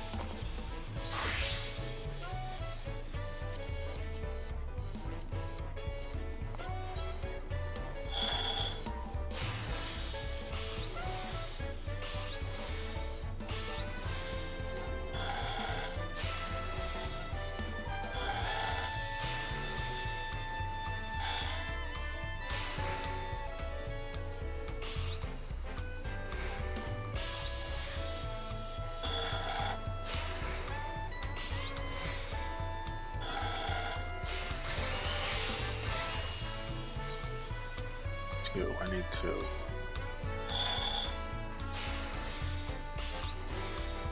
I'm so glad I made that guide now. He came up to me and asked me, "Oh, you need somebody to guide me." And I'm like, "Oh, really? Let me send you my video to tell you about the game." It's so convenient. And then you'll need to know you'll know everything about the basics of the game that I think are important. That a lot of people miss out. It's kind of crazy how much people like miss out on like some very basic things that like if they knew, they would know so much better about the game.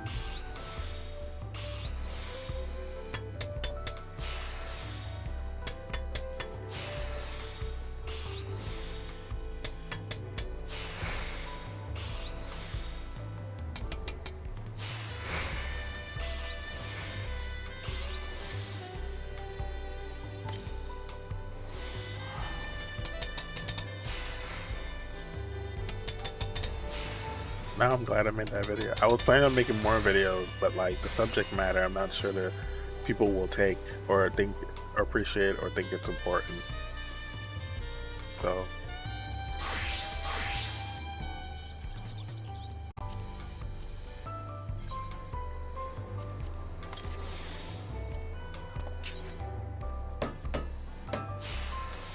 I am not finishing this tonight. That's very unfortunate. And I know like the master recipes come out tomorrow. That's gonna suck. So I'm gonna be basically pentamelding twice, which is fine. I don't mind pentamelding twice. It's a pain, but once you get it out the way, once you get it out the way a couple of times, it actually gets easier. It's when you're first going into this expansion, that's when it's hard.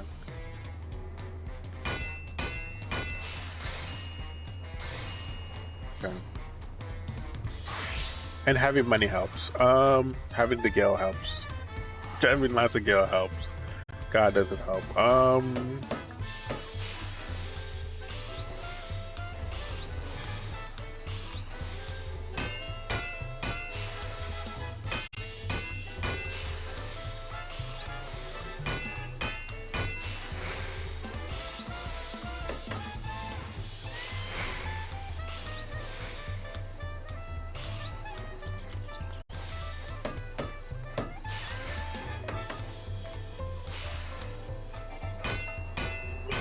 Yeah, no, it's fine. It's late. It's like 1:26. You do it when you're ready. It's good that you went through some of the process though, so that you know what you're up against when you finally do it. Yeah. You know, you found out that like, you know, you can't do a character transfer because you're on a trial, and you might want to like consider getting a full game later, and like what server that I'm on, what time zone that we're in, the things I could teach you. I gave you a video tutorial from my channel. Thank you for the subscription. You know, we talked about different things. Yeah, just like all this stuff, you know, just conversation, this stuff that we get out the way. So it's good. It's been productive. So yeah, and you have my Discord, so I'll be around. I'm around. Don't be shy. Feel free to ask me questions. Feel free to hit me up. You know? I probably need to go to sleep myself soon. And the only reason why like I'm up this late is because like I had a nap earlier.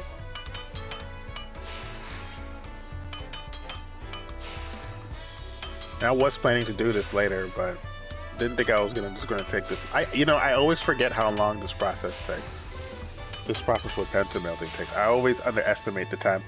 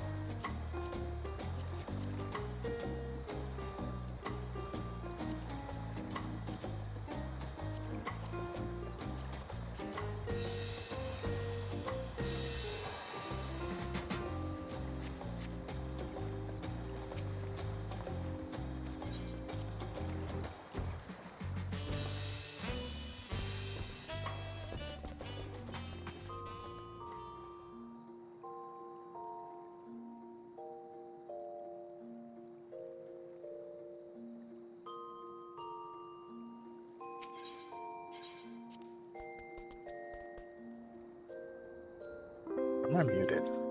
God damn it. Good night, everybody. Gaming, everybody.